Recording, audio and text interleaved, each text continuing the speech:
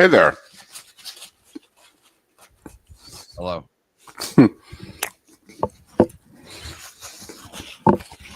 Well, good job on your end. Hasn't done that in forever.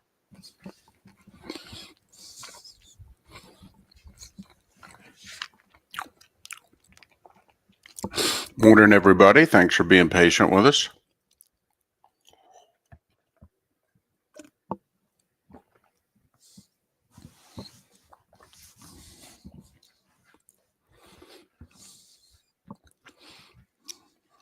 We should be back up.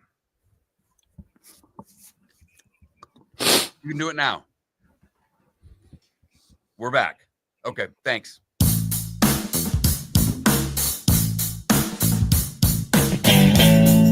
Welcome back to Miller and Moulton. Text the guys what's in your mind at 21,000. That's 21000. And now, here's David Moulton.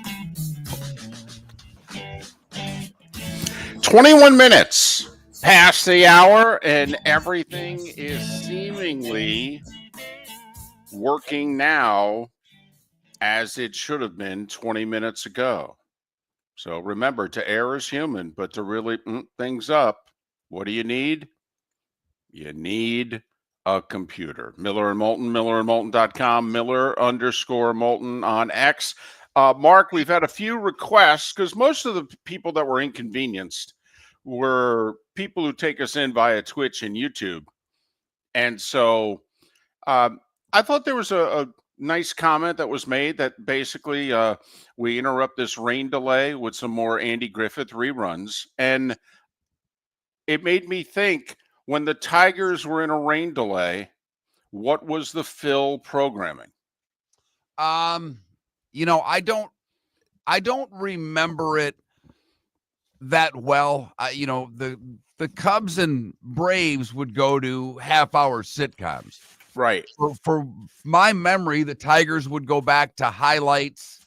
If it got too bad, and which one was it? Is it early on when it was on over-the-air networks, where they may just send it back to the network, and the network would go to whatever their programming was and run that god-awful chyron that said we're in a rain delay. Right. By the time we got to cable, I believe they would run highlights or player features and things like that. So growing up, in which I got New York television for the most part, although we did get the Philly channels on cable. So the Mets in a rain delay would show the 30-minute team, you know, and now the 1971 New York Mets, you know, and the jazzy music underneath, and it'd be a half-hour thing. The Yankees, Mark, whenever they had a rain delay, showed the Honeymooners. So I don't know if Channel 9, who did the Mets, it was their decision, or the Mets said, hey, run the whole Mets stuff. But Channel 11 would run the Yankees games, and they had the Honeymooners. And so, well, let's just cue up Jackie Gleason. Let's go. And I have to admit, Mark, considering how the team is playing, okay, the fill-in programming could actually be more enjoyable. Well, anytime you can get Andy Griffith on, it's never a bad thing, David. Never a bad thing. Miller and Moulton. Hey, on a scale of 1 to 10, how much pressure is on the Miami Hurricanes this season? Well, I don't mean to do this to you, but define pressure. What is your gauge of pressure? Making the ACC championship? Making the college football playoff? I don't know where your level of pressure is. I think that the Miami Hurricanes' level of pressure internally is to make the college football playoff. I would think that any program that considers themselves an upper echelon program, their aspirations are to play past championship weekend. And I would say, if that's the case, on a scale of 1 to 10, the pressure on the Hurricanes should be at minimum an 8.5. Well, I think, you know, there's internal pressure, but just the expectations from all of us who are college football fans. the expectation, all right, whether they reach it or not, whether they surpass it. But Mark, I agree with you. I think it's got to be an 8 or higher, because if the Canes can't get into the ACC championship game when they are fully expected to get there, once again, we had ACC Media Days a couple of weeks ago. Coming out of that, all right, the poll that was done there, I think by the coaches, Clemson the overwhelming number 1, but Miami was clearly number 2, and SMU was 3. Well, the official ACC media poll yesterday, Clemson overwhelmingly 1, but Miami clearly 2, and SMU 3. And then we debate how salty the Georgia Techs, the Louisvilles of the world are going to be. For the record, Florida State picked 7th by the media. Bill Belichick and Carolina officially picked 8th. But, I mean, last year, they had a really good team. And defense wasn't as good as it needed to be to win a championship, but they had a Heisman Trophy winning quarterback and a conference that was soft. No, you're right. And the defense did not live up to expectations. Correct. Phil Steele, who's going to join us later on the show, had Miami in his top units nationwide, not ACC, had him in the top 15, and I believe every unit but one. And I don't remember, it was linebackers or D-backs that they weren't in the top 15. Their defensive line was supposed to be a top 5 defensive line in the country. They did not live up to expectations. Mario Cristobal has done an amazing job recruiting. Once again, a lot is expected of this team in terms of the talent. There are 2 big questions. Which Carson Beck shows up? I mean, that's the ultimate question, because he's shown some greatness when he was at Georgia. He's also had some unbelievable head-scratcher games. And then Cristobal himself. What will he do to screw up a game for the Miami Hurricanes? And people die hard. That's not fair. Yes, it is fair. Yeah. Yes, it is. Skip the kneel down. Up 21 spit against Syracuse last year. Managed to lose that game. Big moments, they've not come through. And that lies on the head coach. Yeah, they should have clearly been no worse than 11-1 last year. And the fact that they missed the ACC title game and didn't qualify for the playoff.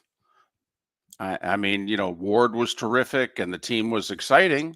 They played exciting games, but they should have done more with what they had last year. And that's why, Mark, to me, listen, this is the conference. Are the coaches and the media within the conference that are clearly saying out loud, hey, they're the second best team in the conference. And if they're not playing for the ACC championship, and if they don't have a spot in the playoff, that's on them. That's on them. So I say we hold them to it. And quite frankly, the Canes fans that you and I have known for a quarter century, all right, that's the bare minimum for Canes fans. They've been beaten up over these last 20 years. But I mean, Mark, when you and I first got to Florida a quarter plus century ago, I mean, that'd be a minimum, a 10-2 season, okay, and barely squeaking into a 12-team playoff. The Canes fan would be looking around going, top 12? We're not happy if we're top, unless we're top 2. So, yeah. I sense, by the way, Mario kind of did this at Oregon. He had a talented team or so that underachieved. Then by the end of his tenure there, he was getting Oregon into the Pac-12 title game. He'd lose one, he'd win one. Okay, so I do think there's a similarity between Miami and Oregon, but Oregon began to break through under Mario and at least play in the conference championship game a couple times. The toughest game on the Hurricane schedule this year, as far as conference games go, is at SMU. No Clemson on the schedule. Really and truly, if Miami can win that game, David, at SMU, they should be playing for the conference title. Yes, I know they go to Pitt, but Pitt's not expected to be good. David thinks they're going to be salty. He's kind of on an island with that one. So when you look at Miami's schedule in conference, if they don't make the conference game, they will have woefully underachieved this year. By the way, Phil Steele has them finishing third in the conference behind SMU. Hint, hint, nudge, nudge. Boy. Miller and Moulton. As David said, it is Phil Steele Day. It's like a holiday to us in the college football world. But the starting five, that's what we do next. Southwest Florida's scorching heat is on its way. Stay cool with Air Advantage. As a proud Rheem Pro partner, Air Advantage delivers top-notch air conditioning solutions to keep you cool and comfortable. Right now, enjoy 18 months, no interest, no payments on qualifying systems. Call 433-4635 today for expert installation and unbeatable comfort all summer long. Online at myairadvantage.com. Air Advantage. Call today, 433-4635. Whether you're chasing peak performance, reigniting intimacy, or simply want to feel your best, Game Day Men's Health creates customized game plans to optimize your health. Call 239-427-3441 for our Bonita Springs and Naples location to set up your free testosterone test and consultation. Mention Miller Moulton Radio Show for 10% off your service. Find your maximum self with Game Day Men's Health, Bonita Springs and Naples, Florida. Call 239-427-3441 today. With summer approaching, time to take care of your own house. So stop into the Floor Meisters and see their huge in-stock selection of carpet. The Floor Meisters has 100 rolls to choose from, starting at $2.99 a square foot for carpet, pad, and installation. Come in and ask for Dave and have him show you the Dream Weaver Select. Many styles and colors to choose from to fit everyone's taste. Floor Meisters, 6281 Naples Boulevard in Naples, right next to Costco, or go to the web, floormeisters.com. Mark Miller for Sleep Treatment Direct. They are helping me with sleep apnea. And by helping me, I mean curing me. No more CPAP machine. No more snoring. No more tossing. No more waking up exhausted. Their expert team got me the right treatment, fast and hassle-free. If you want to feel energized and get rid of your snoring, call Sleep Treatment Direct today. 444-1741. That's 239-444-1741. Sleep Treatment Direct. Sleep safe and sound. This is Miller and Moulton.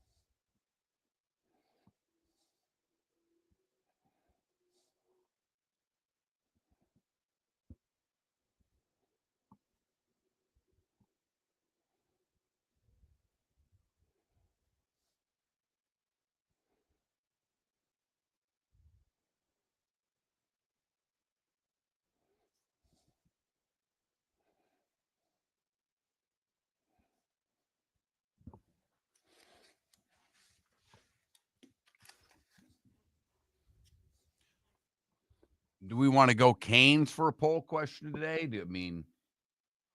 Will the Canes make the ACC title game? Sure.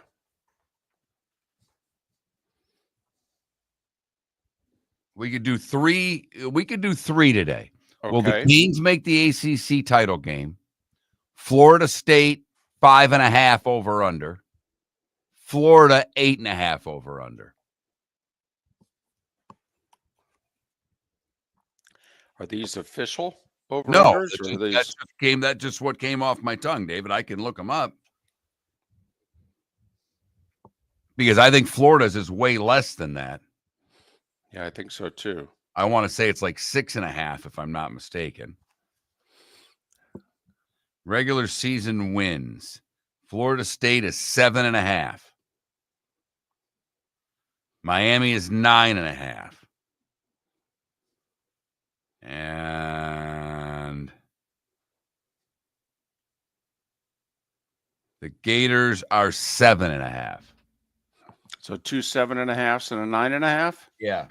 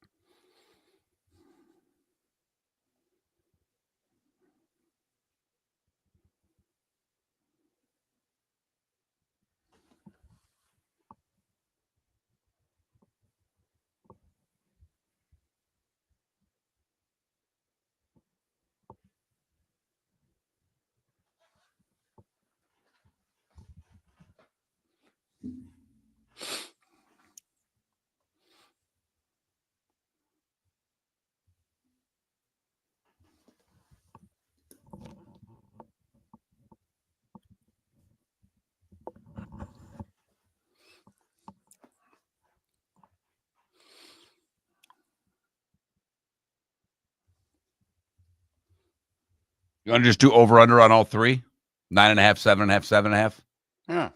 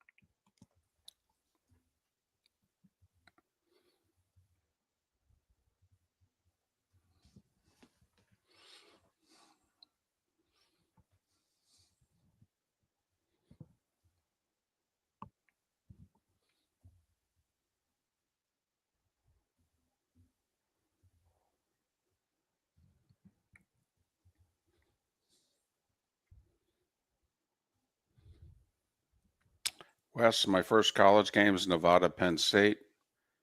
My first NFL game is Vikings, Bears.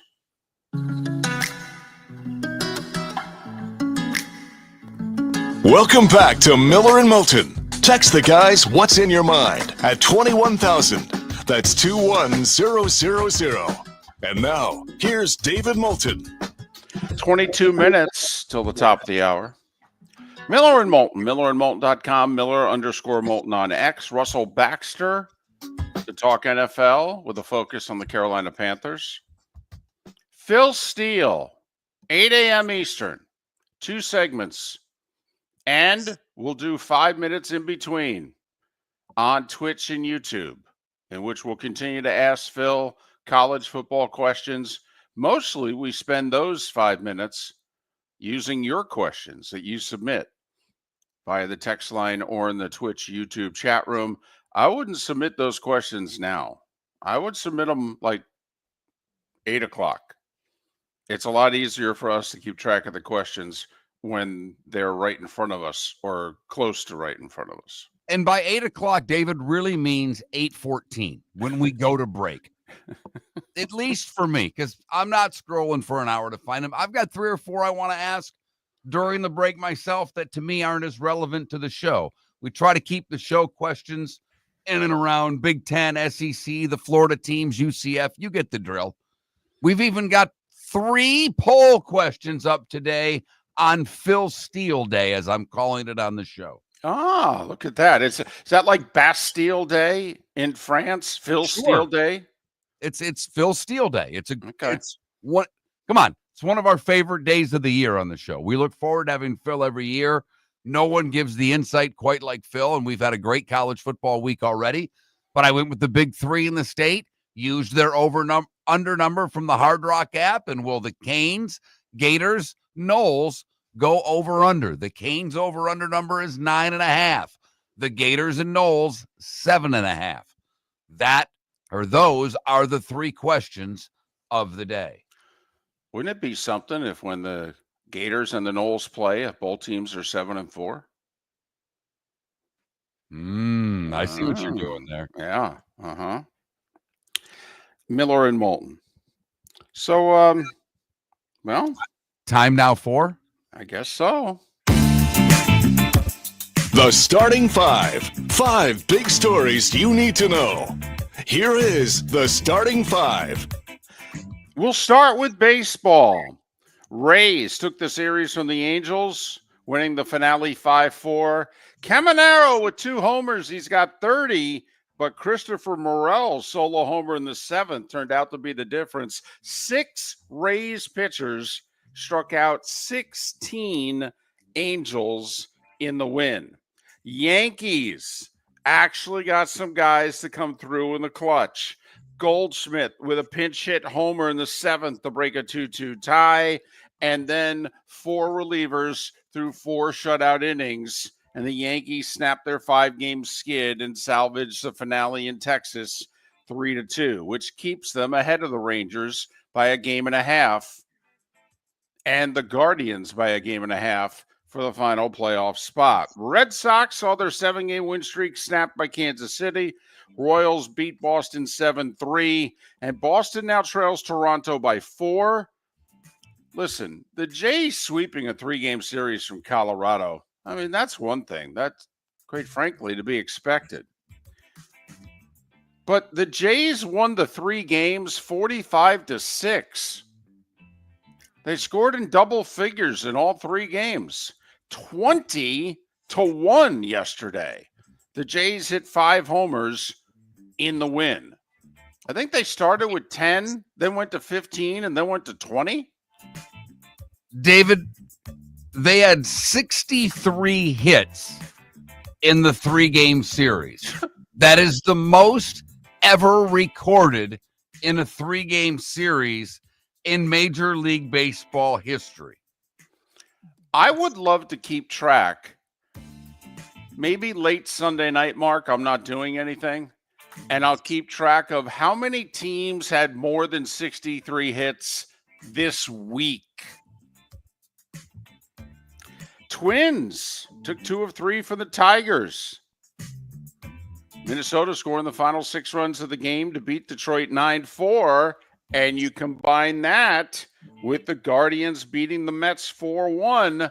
Cleveland just 6 back. They were twice that much back about 3 weeks ago. By the way, Gavin Williams took a no-no into the 9th. The Indians/Guardians hadn't had a no-no since Lem Barker's perfect game in the early days of the Reagan administration. But Soto homered with 1 out in the 9th to ruin the no-no. But the Mets are reeling, baby. They've lost 8 of 9. They stay 2.5 behind the Phillies because the Phillies got beat by the Orioles 5-1. Man, the Brewers are playing great baseball. 6 in a row, 9 of 10. The best 61-game stretch in franchise history. 45-16. They held off the Braves yesterday, 5-4. Cubs stay 4 back. Suzuki and Swanson, along with Happ, all homered. Cubs beat the Reds 6-1 to salvage a game in that series. Cubs 4 back, and the Reds remain 3 out of a playoff spot. Cubs are the 4 seed right now. They have the second best record in the National League, but they have the best wild card record. Marlins snapped a 7-game losing skid to Houston by beating the Astros 6-4. Xavier Edwards had 4 hits in the win. Astros lead in the West down to 2. Mariners hold off the White Sox 8-6. Naylor, a 2-run homer. Rodriguez, a 3-run homer. They were up 7-1. Have you noticed that the Mariners went out in the days before the deadline and got some bats, and that they're scoring runs? It's an amazing concept. We need 2 or 3 hitters in this lineup. We go out and get 2 or 3 hitters. All of a sudden, we start hitting. It's unbelievable. Unbelievable. Reinventing things in the Pacific Northwest. Dodgers lost to the Cardinals 5-3. St. Louis with 2 in the 8th and 1 in the 9th to win it. Ohtani picked up his 1,000th hit. It was a homer. But the Dodgers lead over the Padres is down to 2. San Diego's with 2 in the 9th. Edged Arizona 3-2. San Diego, the 5 seed, but they've got their sights set on winning the division, and they're just 2 back.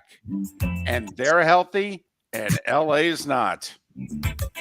Giants get back over 500 with the 4-2 win over the Pirates. They're 5 back in the wild card. Nats snapped their 6-game losing skid, scoring in the 9th to beat the A's 2-1. Red Sox, remember they did this with Noma back in the day. They signed their 21-year-old rookie sensation, Roman Anthony. He was considered the top prospect in baseball when they called him up on June 9th. Well, they threw him in the top of the order. He's only hit first, second, or third so far in his major league career. He's hitting .283, driven in 19 runs. He says, I love being a Red Sox. They said, how much? He said, I'll sign an 8-year deal, give you guys a club option for year 9. Red Sox said, done. 8 years mark, 130 minimum, but with escalators, it could be 230. And the Red Sox have the team option for year 9 at $30 million. If he turns out to be a stud, it's a deal of a lifetime, David. It really is. Yeah, that $30 million salary when he'll be 29 or 30. Wow. And we mentioned it earlier, Jen Powell will become the first woman to umpire in the majors. She'll work the bases Saturday in a doubleheader between the Marlins and Braves, and she's got the plate on Sunday. Powell began baseball umpiring in 2016. Before that, she was a standout softball player and softball umpire. The 48-year-old has worked spring training games each of the last 2 years. She's been in AAA for the last 2.5 years. She's a vacation substitute umpire. NFL, 3 preseason games tonight. Colts and Ravens, Bengals and Eagles, Raiders and Seahawks. Those are your 3 games tonight in one form or another. They're all on NFL Network. Jags defensive tackle Eric Armstead, the 31-year-old's got a back injury. He basically hasn't practiced yet. And now, for the first time, they said the $14 million player is questionable for the season opener. This is year 2 of a 3-year deal. All his money this year is guaranteed. College football, Ohio State head coach Ryan Day says the quarterback battle between Julian Sayin and Lincoln Kienholz is, quote, too close to call, unquote, and will go right down to the wire. Between the two of them, I think they've taken less than 100 snaps in the last 2 years at Ohio State. So it is fascinating. Texas and Ohio State, top 2 teams in the coaches poll. Arch Manning with limited experience, but a lot of hype. The 2 Ohio State quarterbacks, virtually no experience. And when they have played, they've been golf. FedEx playoffs get underway today in Memphis with the FedEx St. Jude Classic. Top 70 golfers in a cash grab.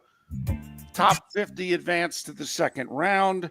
Number 2, Rory, skipping the event because there's a good chance that he'll be in the top 5 in the FedEx Cup point standings without playing. Quite frankly, he could probably skip the second event as well. And if he were to win the Tour Championship, he'd win the FedEx Cup playoffs. LIV is in Chicago. They get underway tomorrow. John Rahm, your defending champ. Rahm saying, yeah, Lucas Glover, European Ryder Cup captain, he's been texting me a lot. But he's texting a lot of guys a lot. Luke Donald. Oh, I said Glover, didn't I? You did. My bad. Luke Donald. By the way, it was announced during the Open Championship, Not a good time to make a golf announcement. LIV is going to play in South Africa next year. They are the worldwide tour. Okay. And in Australia and other parts of the world, people are digging it. The United States. I will say this. I know they're getting better attendance when they go to some of these places. Does anybody watch outside of those going to the golf tournament?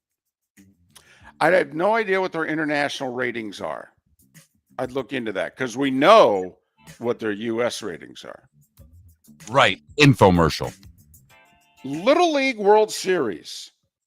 I mention this because Lake Mary, Florida won the Little League title last year, and they got to the Southeast Region Final yesterday before a team from Irmo, South Carolina rallied to beat them 5-4.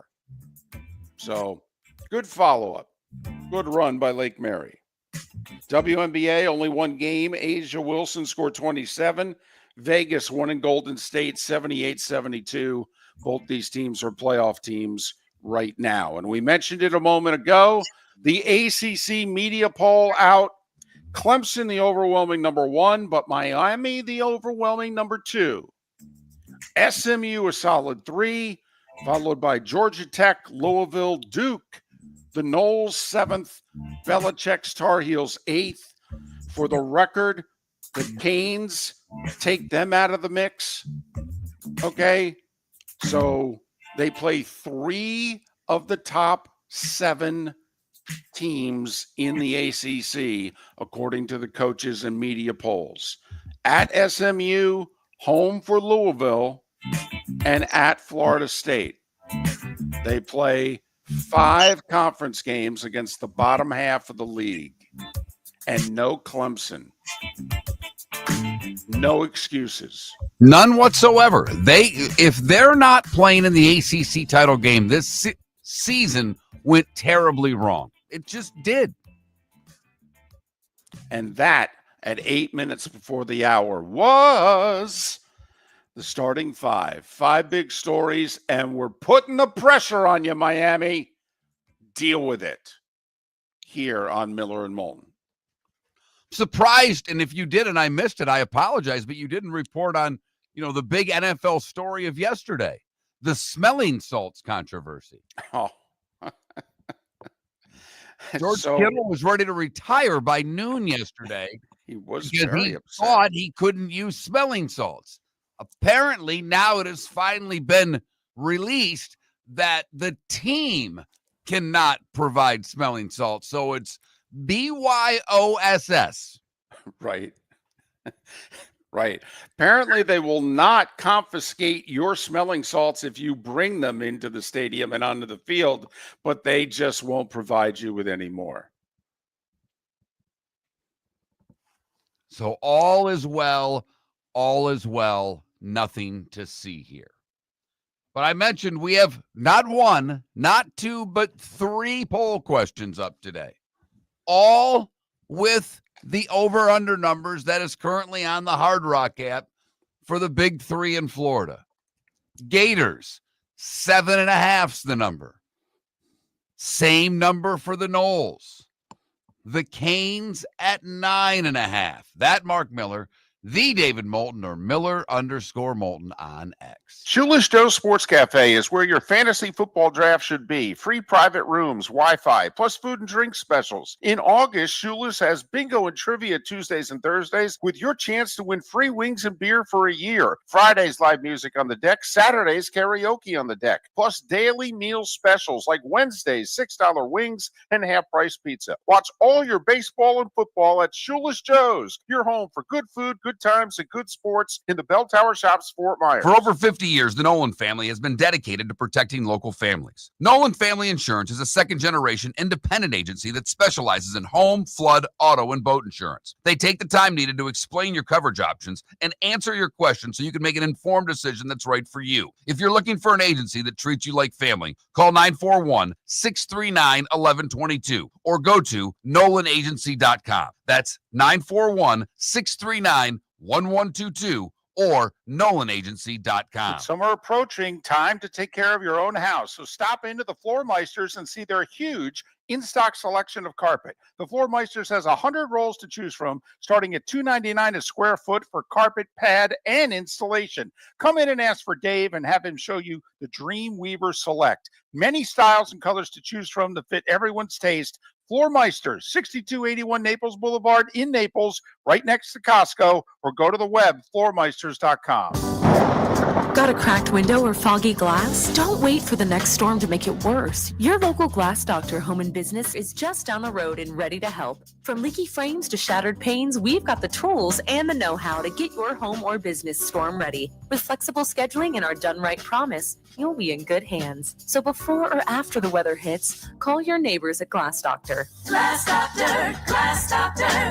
Call the Glass Doctor, we fix your pains. Oh, yeah. American Paint Supplies is your one-stop shop for all your coating needs and has been for 30 years. American Paint Supplies is also your #1 Festool dealer in Southwest Florida. If you are a builder, cabinet maker, painter, or power tool enthusiast, Festool craftsmanship can be found at American Paint Supplies. Celebrating 30 years of service, and Festool is celebrating 100 years of excellence. Come to American Paint Supply for a perfect pairing of service and expertise on 6100 Shirley Street, Naples, off of Pine Ridge, or online at AmericanPaintSupplies.net. If you're a business who targets men, please know there is no better and more economical way to reach your target audience than us at Miller & Moulton. So let us help you make money.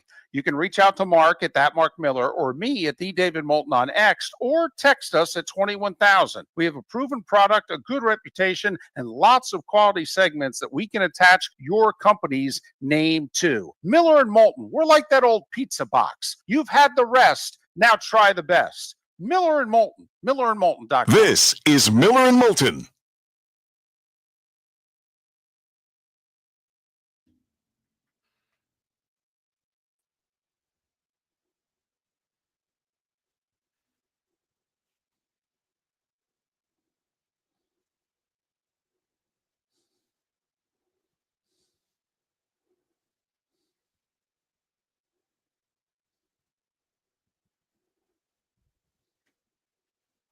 All right, Mark, let me ask you this. You are big on the ACC, and I know you love Syracuse. That's great.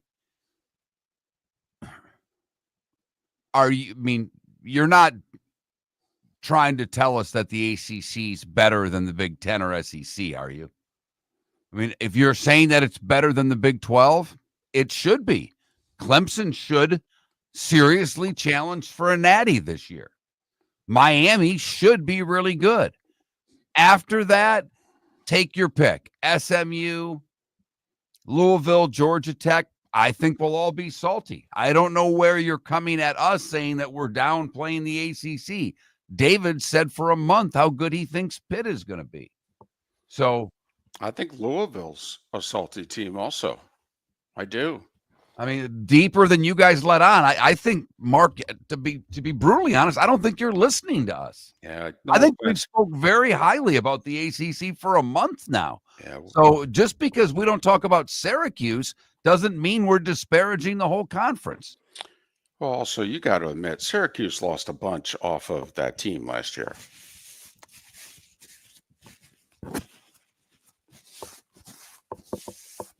And They I know shouldn't. preseason polls don't mean anything. But for the record, Phil Steele, who I trust a little bit, has your Cuse picked 12.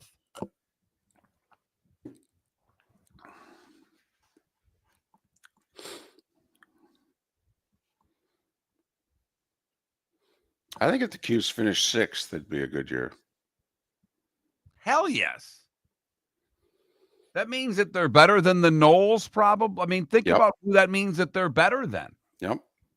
You know, so if they get beat out by SMU, Louisville, and Tech, and they finish behind, that means they're better than North Carolina, means they're better than Florida State, means they're better than Duke. I think that would be a hell of a year for them. Yeah, the one thing we have learned over the years is that we can't say enough good things about your team.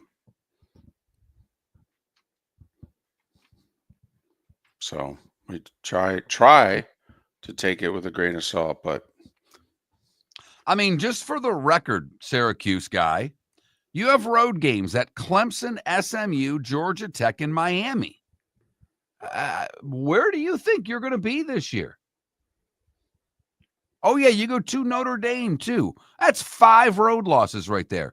Tennessee in a neutral site game. I mean, go to a bowl game, and Syracuse had a hell of a year this year.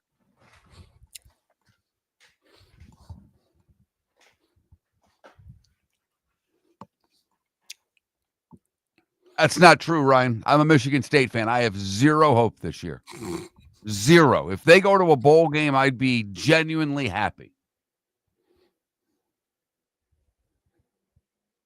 Besides Purdue, are you picked to finish ahead of any other? I think UCLA too, David. Okay.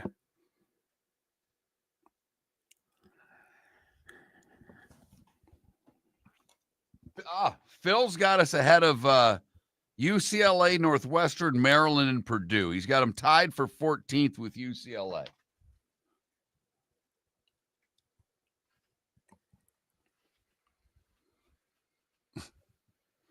Here we go.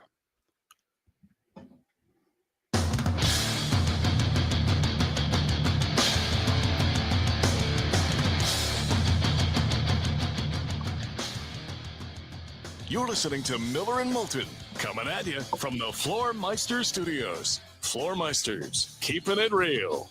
And now, here's Mark Miller and David Moulton. Hour 2 of Miller and Moulton on this first Thursday of August. Phil Steele in an hour. Russell Baxter in a little over a half an hour. We'll talk some NFL and a focus on the Carolina Panthers. There are a few out there that believe that Carolina is ready to be salty. We'll see. Well, if I were to kind of flip that and said Carolina could help determine who wins the NFC South by whether or not they beat either Tampa Bay or Atlanta, would you gather that as a factual statement? Well, yeah. I think any division wins by Carolina and the Saints that are not against Carolina or the Saints could go a long way to determining the division title and whether or not you make the playoffs. Like, I think there's a good chance that the South can have 2 playoff teams. Outside of Philadelphia, listen, Washington's not going 12-5 this year. They're just not. The schedule's harder. People have a year of tape on Kingsbury, Daniels in the offense, even though they've upgraded at wide receiver and at left tackle. In theory, they could be better. Well, they will have upgraded at wide receiver once they sign Terry McLaurin. Well, that's true. But your point is valid. But also, the Commanders won 9 one-score games last year. 9. And they finished the season with a big winning streak in which, during the regular season anyway, they faced 6 backup quarterbacks in a row. I mean, things fell into place for them last year. It's going to be difficult for things to fall into place like that 2 years in a row. Now, Washington could still make the playoffs, but I don't think the Cowboys and Giants are playoff teams. And to me, I've got no idea what's going to happen in this division is the NFC West. I mean, are the Niners just shot? Are they too old in too many spots? And have they lost too much talent because of the cap? That, quite frankly, if McCaffrey gets hurt again, is that a 5-win team? Or if McCaffrey stays healthy, is that an 11-win team with Shanahan and Purdy and McCaffrey? Okay, you know how high I am on the Rams, but well, I mean, and right there, we're starting the season with their quarterback having back issues. Right.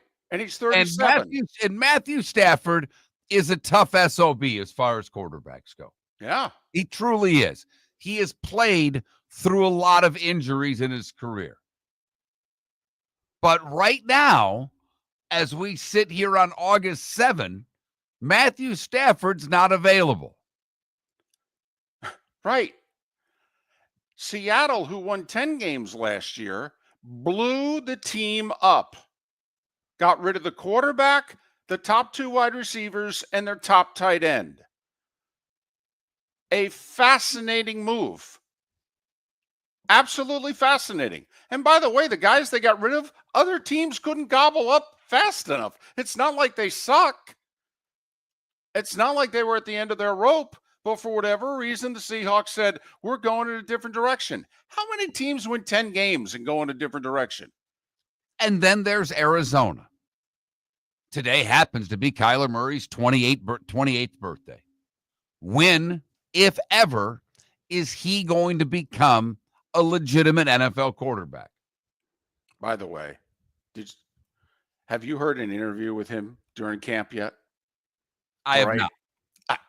See, I love athletes like this, probably because I don't have a bone in my body like the confident athlete. It's probably another reason why I love the diva wide receiver so much. All right, Mark, Kyler Murray gave an interview in which, the standard stuff, the team and what have you. And he goes, oh, yeah, we're going to be good this year.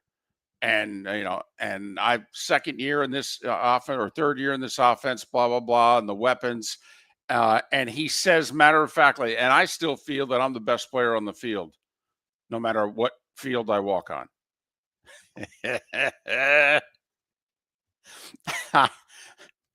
I will say, I've seen him twice in person in which he single-handedly beat teams.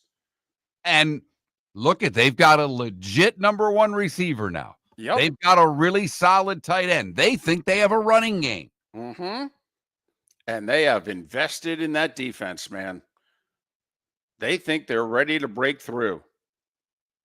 So, but I think there could be 2 playoff teams out of the South. And I do think, I don't expect the Saints to win a division game. I think the Saints are on the clock. I've said it for over a month. I'm right there with you. But, Carolina, it's kind of like, who are the Raiders going to beat in the West? Are they going to go over? But if they go 1-5, who's it going to be? And does that cost their team a playoff spot or the division title? And I will say, from a rivalry standpoint, it's the most underrated division in football. Because we think NFC East in the great rivalries. We think AFC North in the great rivalries. We think NFC North in the great rivalries. But the hatred that the Raiders have for the Broncos, that the Raiders have for the Chiefs, that's genuine. Oh, yeah. That goes back a long way. Chargers and Raiders go all the way back to the AFL together. Absolutely. And the feeling is mutual. I mean, Chiefs and Broncos fans, despise the silver and black. Despise.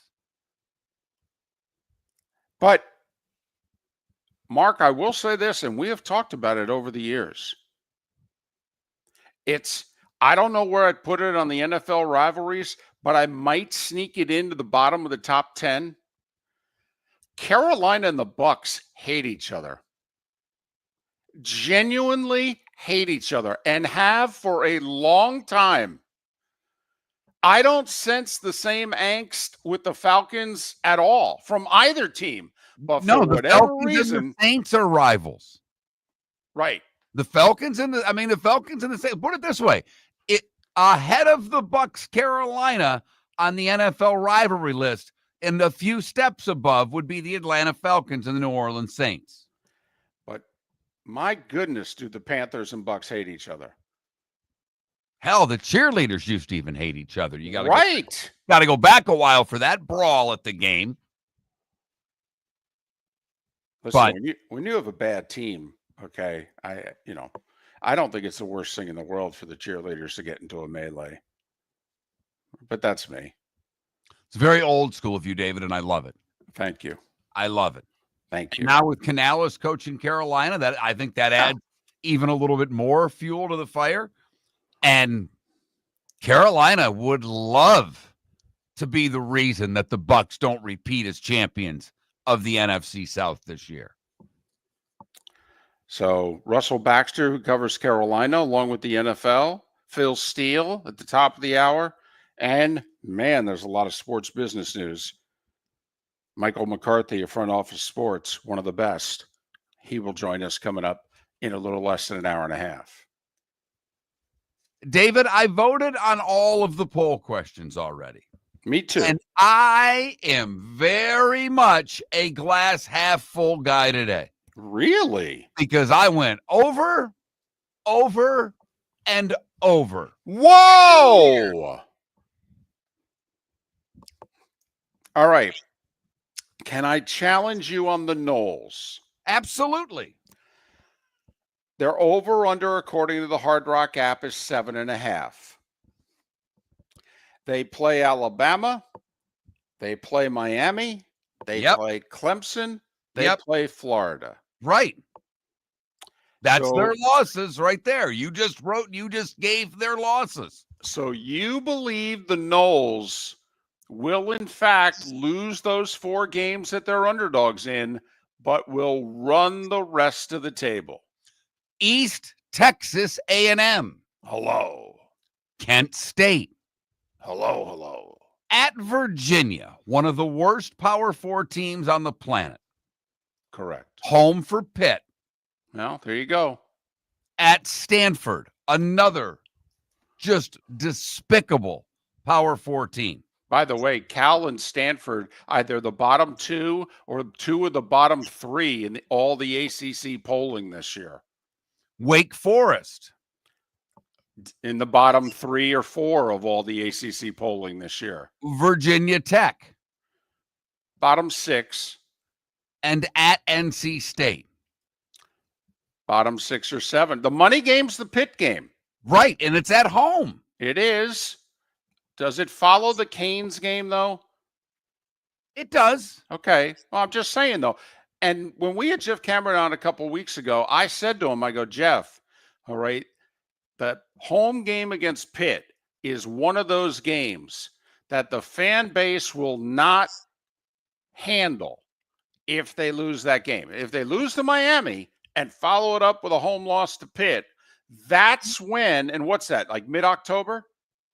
Yes. That's they go October 4th, home for the Canes, October 11th, home for Pitt. Yeah. There's those 2 games. That in a nutshell is their season, David. And I agree. And the problem for Norvell and the Knowles is if they go LL, that begins the 6-week campaign to replace Mike Norvell. It will start. And literally the only thing that could save his bacon would be to go to the swamp and beat the Gators. 100%. But if they get the Pitt game, and let's just say they lose to the Canes, but they play decently and lose by 10, and then they get Pitt, everything's fine. Yeah. All is well. Nothing to see here. If they win the games they're supposed to. Yep. So, okay. For the record, I went over on the Gators. I think they win Tennessee and Florida State to go 8-4. I have under on the Knowles because I think they lose those 4 games, and I think they lose to Pitt. And I went under on the Canes. Ooh, Because he's a hater, people. Because I have them losing to Notre Dame. I have them losing at SMU. And then the Mario factor will cost them a game somewhere. Come on, you all know it. With summer approaching, time to take care of your own house. So stop into the Floor Meisters and see their huge in-stock selection of carpet. The Floor Meisters has 100 rolls to choose from, starting at $2.99 a square foot for carpet, pad, and installation. Come in and ask for Dave and have him show you the Dream Weaver Select. Many styles and colors to choose from that fit everyone's taste. Floormeisters, 6281 Naples Boulevard in Naples, right next to Costco, or go to the web, floormeisters.com. American Paint Supplies, celebrating 30 years in Naples, is proud to be the exclusive Farrow & Ball dealer in Southwest Florida. The best thing to come from the UK since the Beatles, Farrow & Ball has the colors and paints at American Paint Supplies. See why all the designers and painters choose Farrow & Ball. For 30 years, American Paint Supplies provides the perfect pairing of service and expertise on 6100 Shirley Street in Naples off of Pine Ridge, or online at AmericanPaintSupplies.net. American Paint Supplies is your one-stop shop for all your coating needs. Whether you're chasing peak performance, reigniting intimacy, or simply want to feel your best, Game Day Men's Health creates customized game plans to optimize your health. Call 239-427-3441 for our Bonita Springs and Naples location to set up your free testosterone test and consultation. Mention Miller Moulton Radio Show for 10% off your service. Find your maximum self with Game Day Men's Health, Bonita Springs and Naples, Florida. Call 239-427-3441 today. Southwest Florida's scorching heat is on its way. Stay cool with Air Advantage. As a proud Ream Pro partner, Air Advantage delivers top-notch air conditioning solutions to keep you cool and comfortable. Right now, enjoy 18 months, no interest, no payments on qualifying systems. Call 433-4635 today for expert installation and unbeatable comfort all summer long. Online at myairadvantage.com. Air Advantage. Call today, 433-4635. This is Miller and Moulton.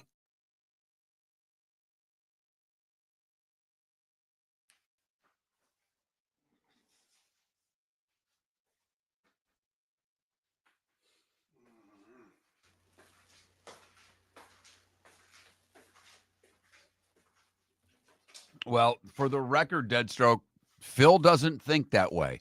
Based on what I'm looking at, one, he has SMU picked ahead of them. And I just kind of re-looked last year. Why I got high on the Canes is that Phil had them.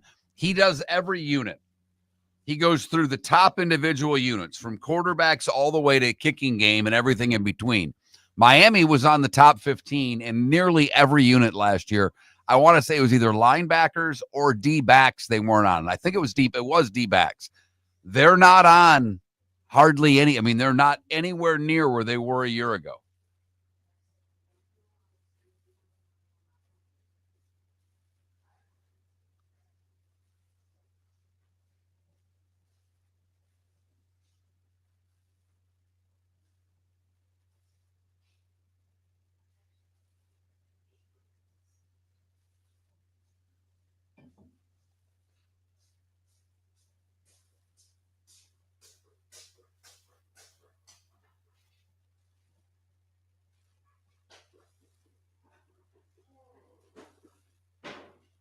And Mark, I don't know if you heard us during the last break, but you came out saying we won all these games and they're disrespecting us. Look at Syracuse's schedule. Look at their road games. Realistically, if you're a giant Cuse fans, how many of those road games are they going to win?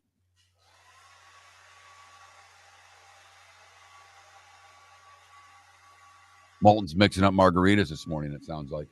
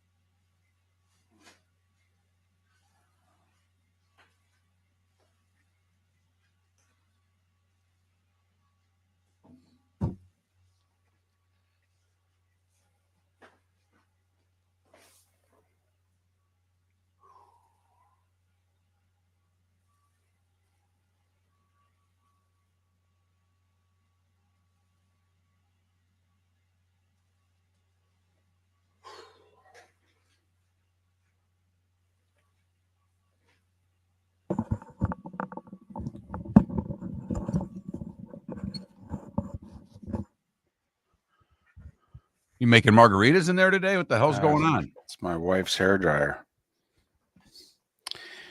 She feels the need to blow dry her hair in the hallway right outside this room.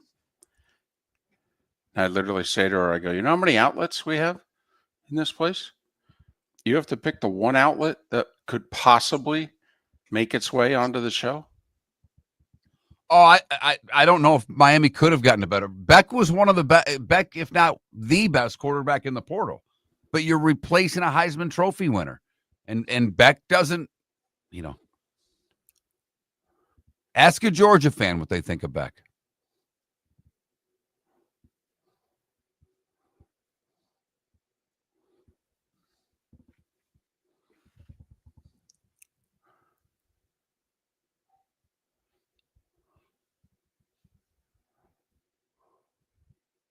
Well, it's funny, RCB.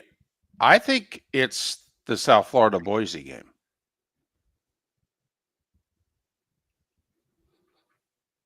There are some rumors that the one Cavender twins back with them. Are there? I've just seen where she bashed him uncontrolled.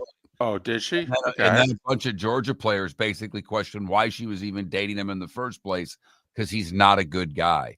The Georgia players were like, don't let the door hit you in the you-know-what on the way out. For what it's worth, so.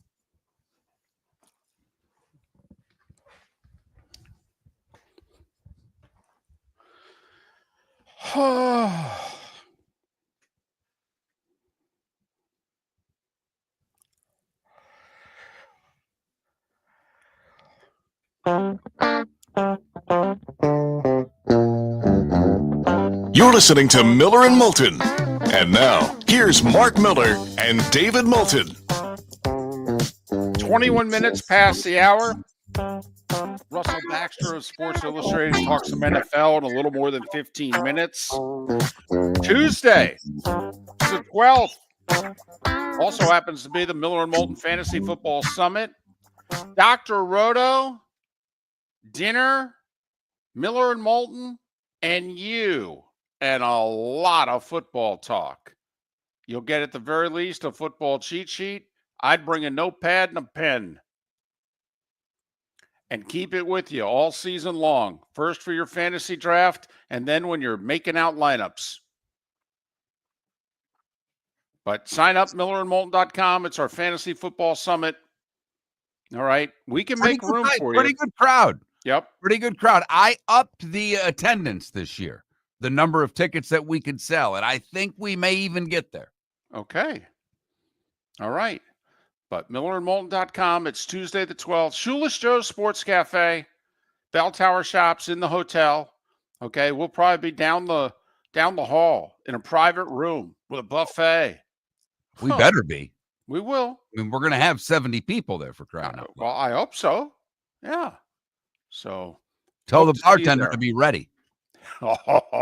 We tell you what, we're going to have so many people, they may have to have two. Yeah. I will love, because there have been years when, a group of people, a lot of times it's just singles and they end up sitting together, but someone usually brings friends. There's usually a group of guys from a league or coworkers or whatever.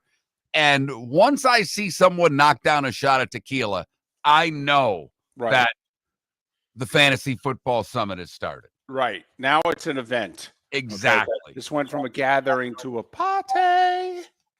Time now for the coolest thing I've seen today, and it's brought to you by Air Advantage. Online at myairadvantage.com, myairadvantage.com, or call today at 239-433-4635. That's 433-4635. 18 months, no interest, no payments available. And David, we go right to my backyard for the coolest thing I've seen today. And Johnny King. Johnny King is a Naples native, and he was the Blue Jays' third-round pick in 2024. He's playing with Dunedin. Okay. And he was at Hammond Stadium taking on the Fort Myers VJJs the other day. Otherwise known as the Mighty Muscles. Well, to some, not to me. And the Naples native mowed down the VJJs. 5 scoreless innings, 2 hits, 2 walks, struck out 7 in the game. So anytime you get an opportunity, and I know it's not the majors, and this kid one day hopes to be playing whether it's in Lone Depot Park or wherever the Rays are at that point. But for the moment, coming home, probably lots of family and friends being able to check him out. Sure. And not only pitching, but pitching well. 5 scoreless innings, 2 hits, 2 walks, 7 Ks. Johnny King, the 3rd round pick of the Jays in 2024, trying to work his way up through the minors with hopes of making the big ball club in a couple of years. Good for him. Who'd they play again? The Fort Myers Vijayjays. I didn't realize I was doing the show with Wanda Sykes this morning. All right. It's good to know. Miller and Moulton, millerandmoulton.com, Miller_Moulton on X. So, we got a texter says that we Buccaneers hate the Saints with every breath we take, and the Panthers are too. I've never seen it that way. I've never had the sense that the Buccaneers fan hates the Saints more than the Panthers. And I'm not great. I hope you hate all of them. Hate is good in sports. We are big advocates of that.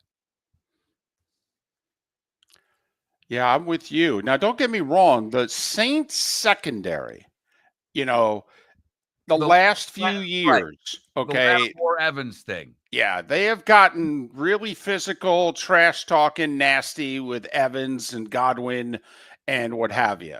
And obviously, the Bucs had to go through Breeze and the Saints when they won the Super Bowl with Brady. Had to go into New Orleans and beat the Saints, and they did it after the Saints had swept the season series.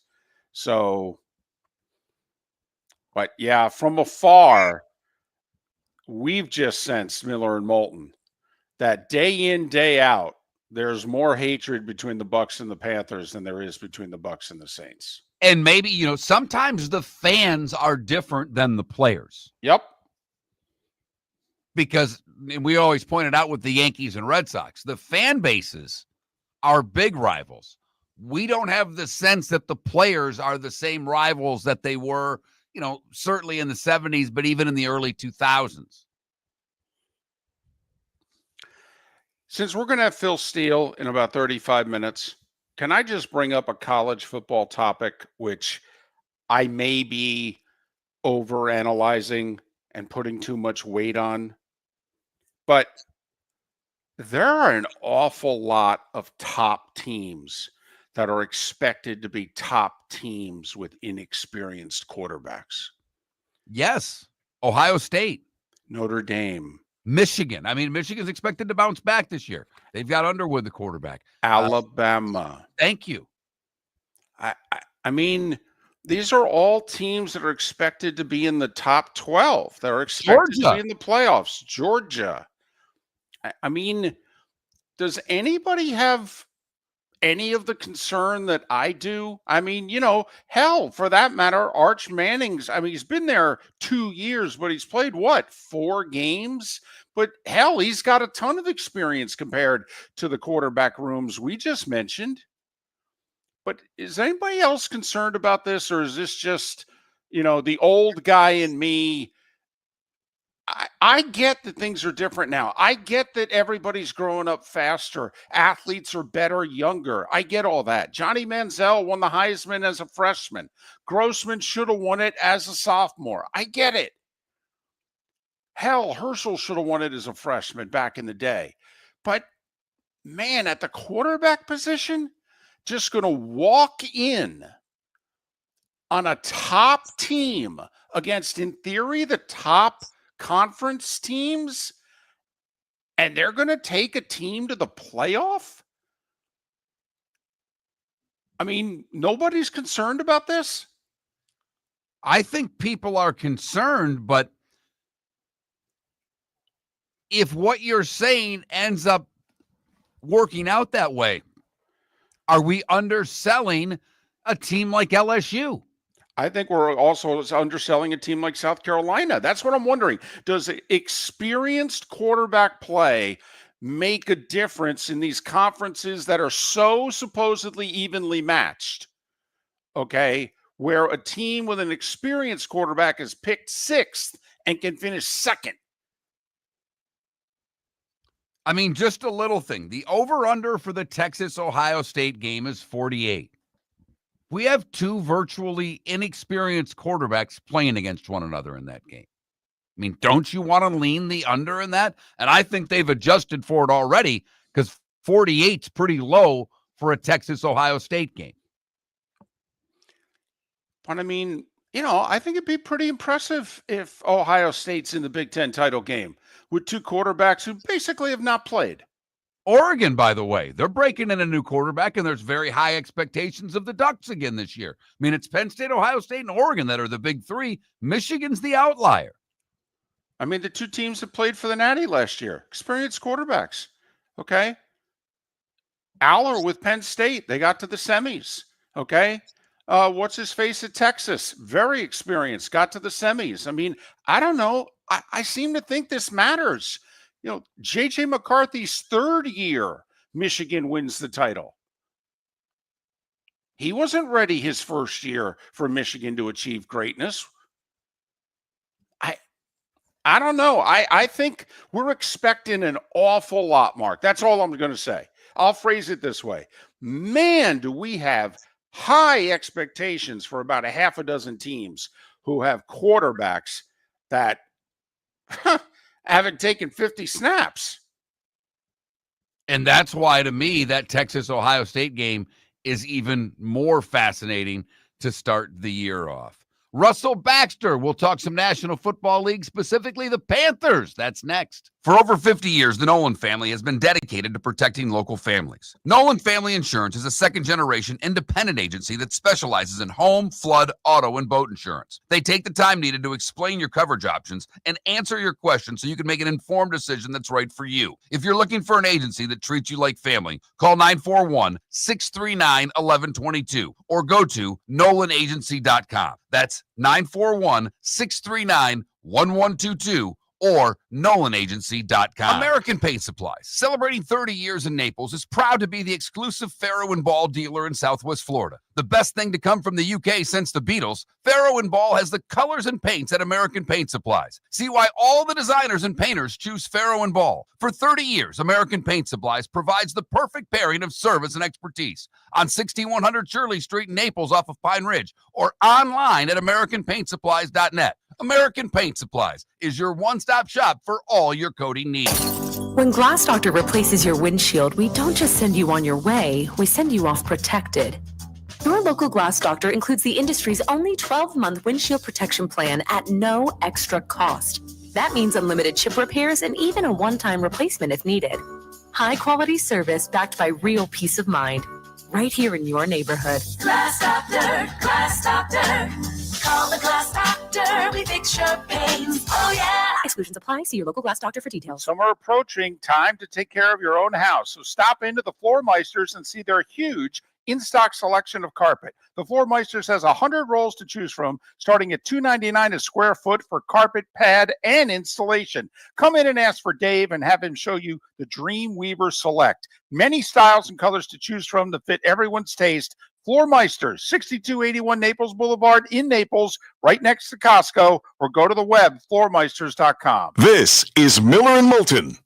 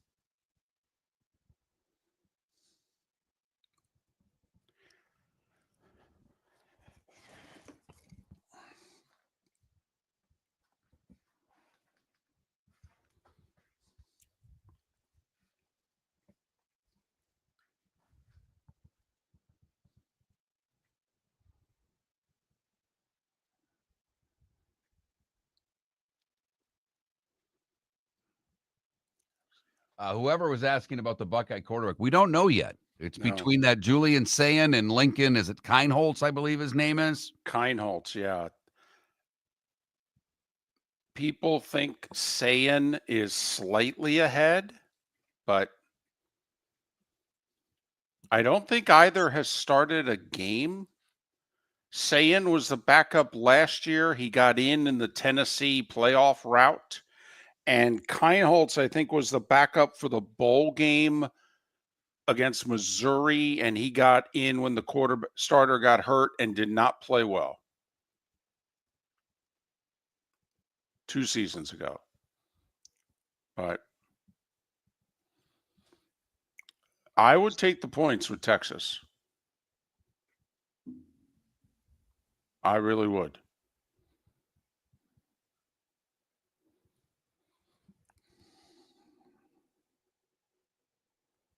And who was it who said Diddy thinks it should be Texas this year? It should be Penn State's year.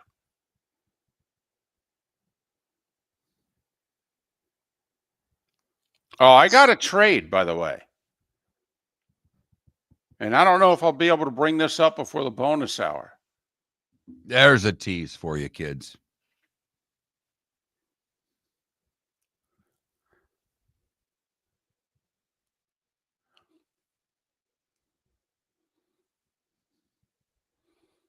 I agree with you, by the way. I think with Phil, we let him pump his stuff and we go the big 5 schools in the state of Florida, and then we just go in whatever direction we want.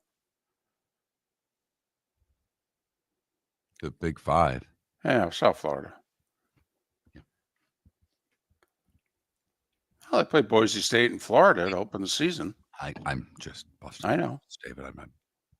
I still think it's a big 3 for what it's worth. No, I understand. Until the UCF can go to a bowl game in the Big 12, they don't even deserve to be. Ooh, I like that. I like that criteria.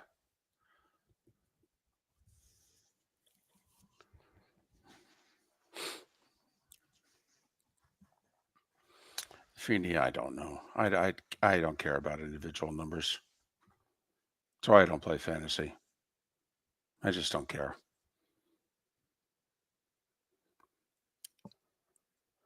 I only care about winning.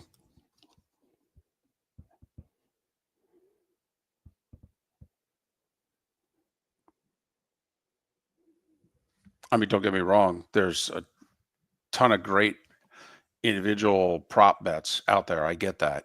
And some that I see that I think jump off the page, but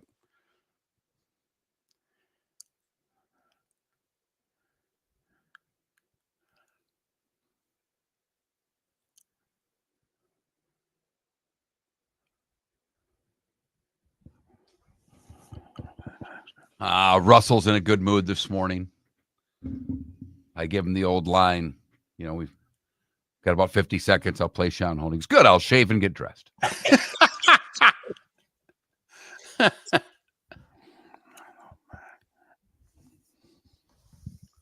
If I see this right from his X page, he covers the Chargers too, David.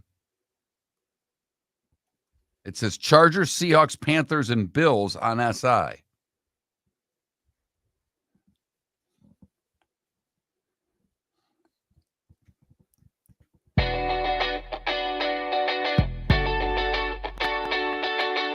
You're listening to Miller and Moulton. And now, here's Mark Miller and David Moulton. 22 minutes to the top of the hour. Phil Steele for 2 segments at the top of the hour. Miller and Moulton, millerandmoulton.com, Miller_Moulton on X. We have 3 poll questions out there. The over-unders on Florida, Florida State, and Miami, all according to Hard Rock. So go vote accordingly. Russell Baxter is kind enough to join us once again. Great X handle at Bax, B-A-X Football Guru. Bax Football Guru. After all, he founded Pro Football Guru. All right. Russell joins us on the American Paint Supplies Hotline, your one-stop shop for all your coating needs. Good morning, Russell. How are you? I'm great, gentlemen. How are you? I'm actually still coming down from the high of being in Canton, Ohio for 4 days last week.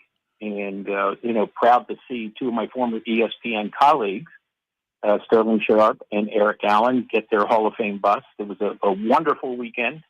I've been going to the Hall of Fame for a long time, going back to 1989. And I've rarely had more fun than I had this weekend, obviously for personal reasons as well. Well, and that's awesome. Can I ask you then about one of the two teams that was involved in the game? I have my concerns about the Chargers. Do they have enough talent at the skill positions on offense? And also, can they get after a quarterback? I mean, to win in the AFC against the good teams, you got to knock those guys down. I'm just curious. Harbaugh got 11 wins out of them last year, but I kind of feel like they overachieved. Am I off base?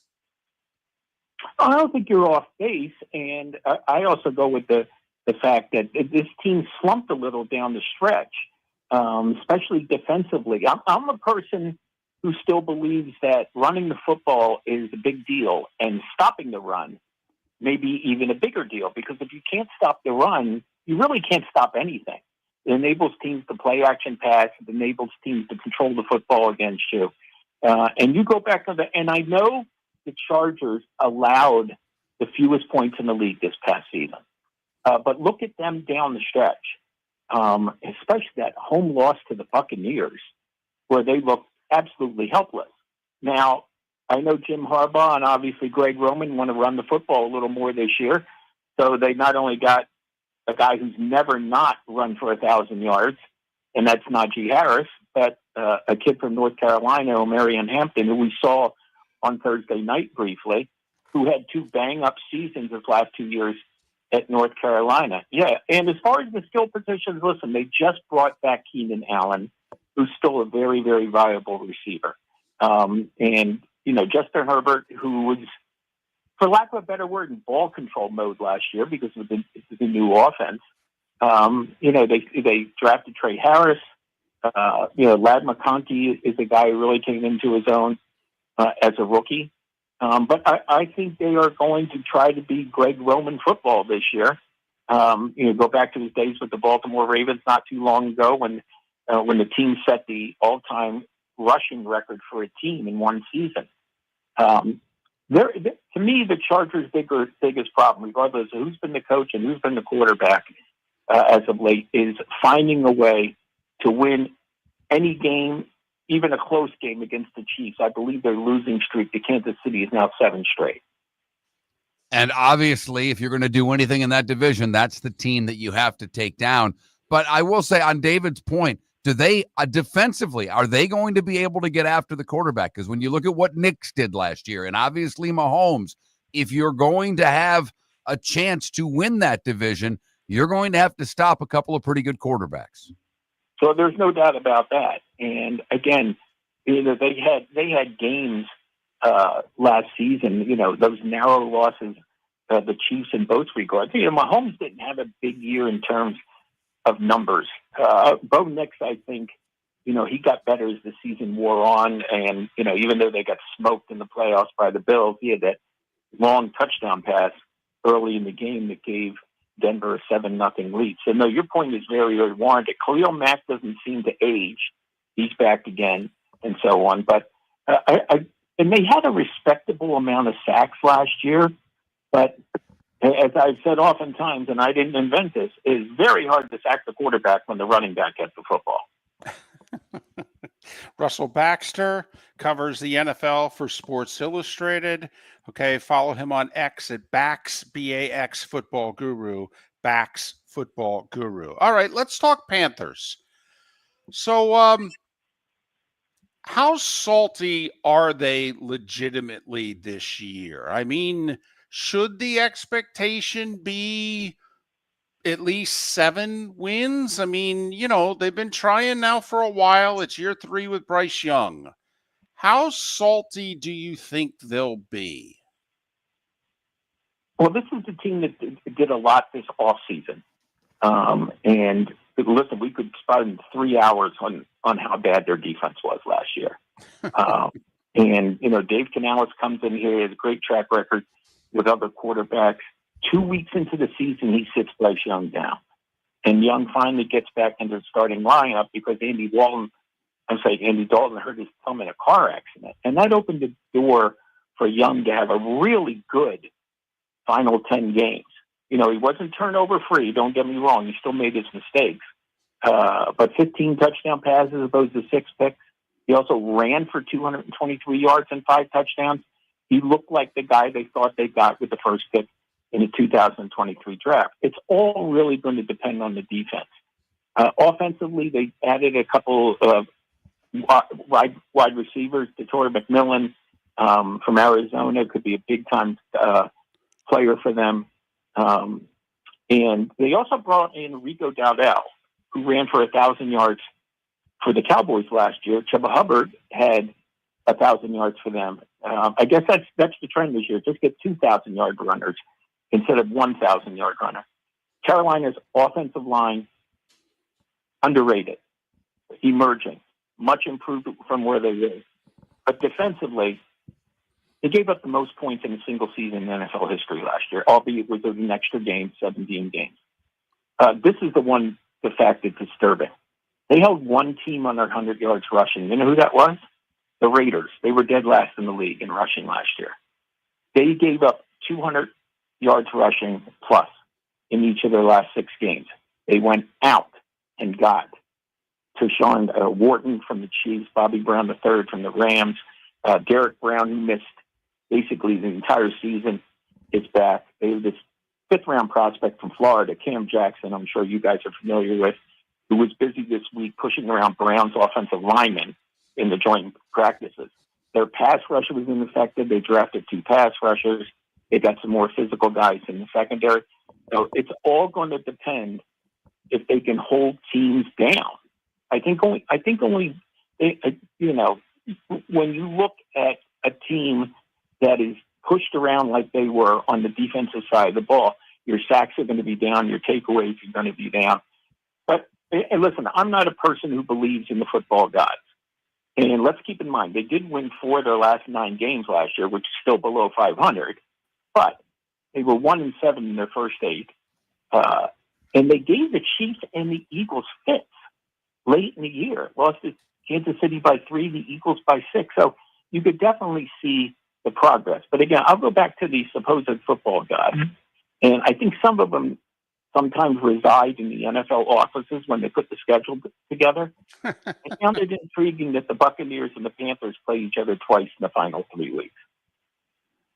That is fascinating. I also look really at their, they open with 2 games, 3 of their first 4 on the road. I don't know if that's a good, because the home field advantage is not what it was 5 years ago, 10 years ago, whatever. But as you mentioned, Correct. 5 new starters on defense, plus 3 draft picks on the defensive side. I love the linebacker from Ole Miss. I don't know how much he'll contribute right away. But with, when they start out with Jacksonville, 2 teams, Jacksonville has high expectations. It's kind of a make or break year for Lawrence. I know he got his money, but he's got to prove something. Canales wants to prove something with Bryce Young.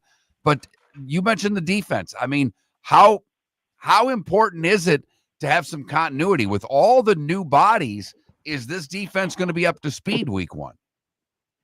Well, it's going to take them some time to get together, especially when you have young players. They have, they got Nick Scorton from A&M, Princely. They need Princely to be a king, not a prince. Sure. They also got Patrick Jones II, who had 7 sacks for the Vikings this past season. So how's this for a daunting number? They had 32 sacks last year, tied for the 3rd fewest in the league. The year before, they had 27, dead last in the league. So I used my fingers and my toes. That's 59 sacks in 2 seasons.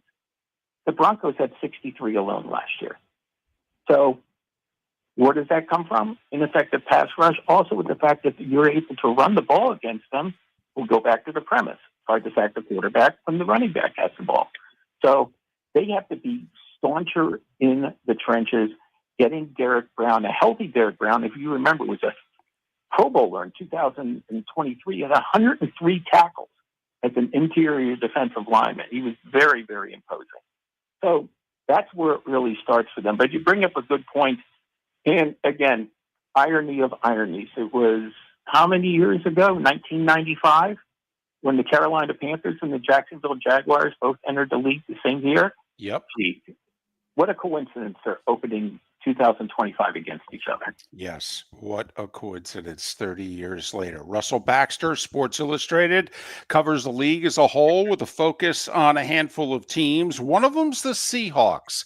I commented last hour, how many teams win 10 games and blow things up? New quarterback, 2 new receivers, new tight end. And it's not like the guys they got rid of couldn't play. Isn't what's going on in Seattle fascinating? I think it's extremely fascinating. And not only did they blow it up, John Schneider had 11 picks. When it was all said and done, he went into the draft with 10 picks. He came out with 11. 9 of them were on the offensive side of the ball. 9.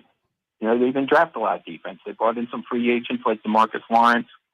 They liked how they finished the season defensively. They did win 6 of their last 8 games, but they, really were disasters. The middle 6, they went 1-5, and that's eventually what cost them. I know they lost out on a tiebreaker. They were the only team to win 10 games last year and not to make the playoffs. Right. But they wanted to come in with a new approach, and they're hoping Sam Darnold looks more like Sam Darnold of 2024 in the regular season, and not the way things ended for him and the team. He was a below 50% passer in the season-ending loss to the Lions. He got sacked 9 times in the playoff loss to the Rams, threw a pick, lost a fumble. It got picked up for a touchdown. So, memories of the early Sam Darnold. But their whole quarterback, none of the 3 quarterbacks they have this year played for the team last year. Drew Lock was with the Giants. He's back with the organization. Jalen Milroe, people very excited about him as maybe a second or third option in specialty plays, at least during his rookie season. DK Metcalf is gone. Tyler Lockett is gone. Cooper Kupp is in. They have a really intriguing second-round tight end from the University of Miami. They seem very high on. Again, opposite of Carolina, their offensive line has been problem-plagued the last couple of years. Last year, they gave up 54 sacks, 50 on Geno Smith. 2 years in a row, they finished 28th in the league in rushing. And that's with Kenneth Walker III on the team. So it's a team that won 10 games, but I think in some ways certainly flawed. They've struggled against the division in recent years. I know they went 4-2 this past season, swept me. They beat the Rams when Stafford sat. Since Matthew Stafford arrived in the NFC West, the Seahawks have faced him 5 times. 1 year, not at all, because he's hurt. They're 0-5 when McVay had Stafford at his disposal against the Seahawks. So, but I agree with you. It is very intriguing to blow it up like that. And again, it's probably going to take some time early on. They have a first-round pick at left guard in Grace Abel. They've got some capable tech. Charles Cross is a solid left tackle. Abraham Lucas the last couple of years has struggled to stay on the field. So as we saw in the Super Bowl, and ask Patrick Mahomes, if by chance you have him on your show sometime, saying, what's it like to play behind a subpar offensive line? He's Russell Baxter. He covers the NFL for Sports Illustrated with a focus on the Chargers, Seahawks, Panthers, and Bills. The founder of Pro Football Guru, and he has it in his X handle. Bax, B-A-X, Football Guru. Bax, Football Guru. He's Russell Baxter. Russell, thanks for your time. Safe travels. Hopefully we can do this again. That would be a blast. And get ready, everybody. The full preseason starts this weekend. And before you know it, and I say this with love and affection, it'll be week 8. Russell Baxter, kind enough to join us on the American Paint Supplies Hotline, your one-stop shop for all your coating needs. What does Carolina have to do for Bryce Young to be the guy? What do you think has to happen? Because they're not going to win 9 games. So what does Bryce Young have to do this year? Well, I actually think they need to get off to a decent start. I don't know if they'll tolerate 3 years in a row with him as quarterback and then being 1-5, 1-6. Phil Steele is next. It's time again for the Miller and Moulton Fantasy Football Summit featuring Dr. Roto, Tuesday, August 12th, Shula Show Sports Cafe inside the Doubletree Bell Tower Shops, Fort Myers. Sign up at millerandmoulton.com. You get dinner and the expertise of one of the best fantasy players in the country, and Doc Roto will even give you a cheat sheet for your fantasy draft on your way out the door. Sign up at millerandmoulton.com. Tuesday, August 12th, is our Fantasy Football Summit. Dr. Roto and you. It's a fun night, and we help you win your fantasy football. Southwest Florida's scorching heat is on its way. Stay cool with Air Advantage. As a proud Rheem Pro partner, Air Advantage delivers top-notch air conditioning solutions to keep you cool and comfortable. Right now, enjoy 18 months, no interest, no payments on qualifying systems. Call 433-4635 today for expert installation and unbeatable comfort all summer long. Online at myairadvantage.com. Air Advantage. Call today, 433-4635. With summer approaching, time to take care of your own house. So stop into the Floor Meisters and see their huge in-stock selection of carpet. The Floor Meisters has 100 rolls to choose from, starting at $2.99 a square foot for carpet, pad, and installation. Come in and ask for Dave and have him show you the Dream Weaver Select. Many styles and colors to choose from to fit everyone's taste. Floor Meisters, 6281 Naples Boulevard in Naples, right next to Costco, or go to the web, floormeisters.com. Mark Miller for Sleep Treatment Direct. They are helping me with sleep apnea. And by helping me, I mean curing me. No more CPAP machine, no more snoring, no more tossing, no more waking up exhausted. Their expert team got me the right treatment, fast and hassle-free. If you want to feel energized and get rid of your snoring, call Sleep Treatment Direct today. 444-1741. That's 239-444-1741. Sleep Treatment Direct. Sleep safe and sound. Think we only fix windows? Think again. Your local Glass Doctor Home and Business does so much more to upgrade your home. We custom build stunning shower and bath enclosures, install sleek glass doors and windows, and can bring fresh life to foggy or cracked panes. Need a glass tabletop or a statement mirror? Yep, we do that too. If it's glass and it's in your home, we're the team to call. Call the Glass Doctor, we fix your pains. Oh yeah! American Paint Supplies, celebrating 30 years in Naples, is proud to be the exclusive Farrow & Ball dealer in Southwest Florida. The best thing to come from the UK since the Beatles, Farrow & Ball has the colors and paints at American Paint Supplies. See why all the designers and painters choose Farrow & Ball. For 30 years, American Paint Supplies provides the perfect pairing of service and expertise on 6100 Shirley Street in Naples off of Pine Ridge, or online at AmericanPaintSupplies.net. American Paint Supplies is your one-stop shop for all your coating needs. This is Miller and Moulton.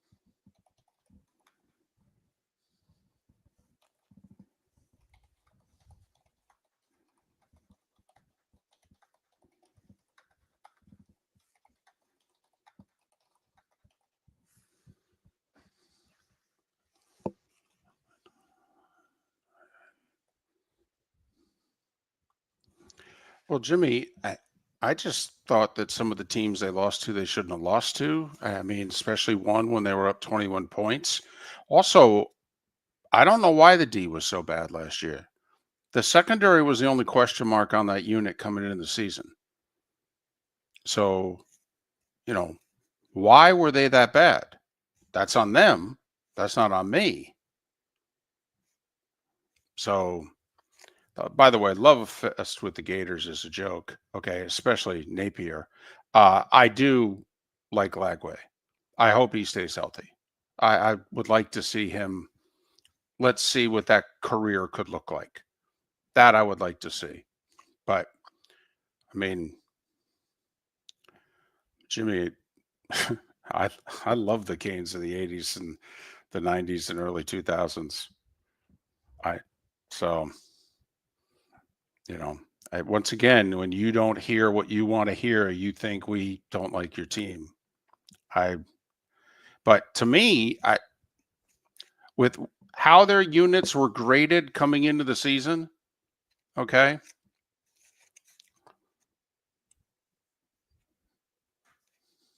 Well, and the secondary was a weakness going in, but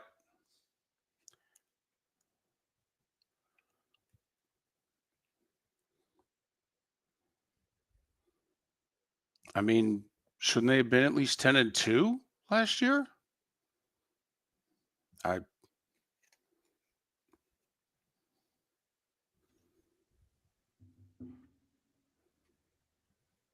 Yes. No, I'm talking to Jimmy, the Canes fan. So,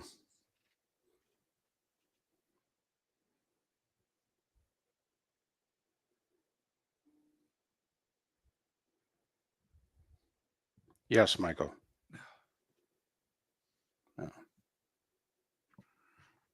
Yeah, but Jimmy, the D wasn't supposed to be terrible. Okay? I mean, you won't even acknowledge that. But we'll just agree to disagree. But you thinking I have an anti-Canes bias, that's laughable. I worked in Pennsylvania, covered the Fiesta Bowl between the Canes and the Nittany Lions, and was rooting for the Canes.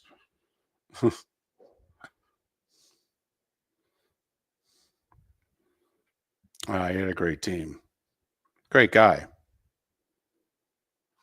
No, it wasn't a weakness from day one, Jimmy. They kicked the crap out of Florida early in the season last year.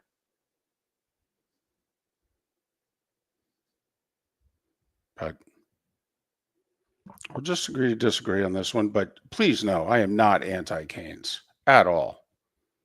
At all.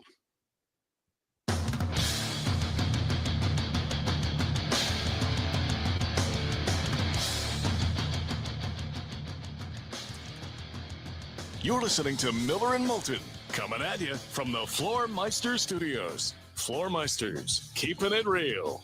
And now, here's Mark Miller and David Moulton. It's the top of the 8 a.m. Eastern hour in France. They call it Bastille Day on Miller and Moulton. It's Phil Steele Day, our annual college football holiday with the guru, Phil Steele, STEELE.com. Phil, we'll get to all the preview talk, but you know how this works. Beginning and end, we want people to be able to get everything that you offer. Tell them how they can get it. Well, I appreciate that very much. It's available. The magazine is 360 pages, like getting 136 media guides rolled into one. It's available only at Barnes & Noble and Books A Million. Those are the only two brick-and-mortar stores to get it. You can order it online at philsteele.com, and when you order the hard copy online, I'm going to charge you a shipping charge, but we give you the digital magazine absolutely free, and the digital magazine's updated all the way through September. So Barnes & Noble, Books A Million, philsteele.com. We also have an FCS magazine up there with 2 full pages on every FCS team, and right now an NFL, and these are digital only, an NFL magazine with 4 full pages on each NFL team, all at philsteele.com. All right, let's get right after it. Let's talk the Florida Gators. It's obvious they are only going as far as DJ Lagway takes them, and he has had some injury problems. So hopefully Lagway goes the whole year. The schedule, not easy, but when you look at the Gators, where are their strengths? Where are their weaknesses? Well, the good news for Florida is the strengths are on the offensive line and the defensive line. I rate them the number 5 offensive line in the country, the number 10 rated defensive line. They also have an excellent secondary, which I rate in my top 10.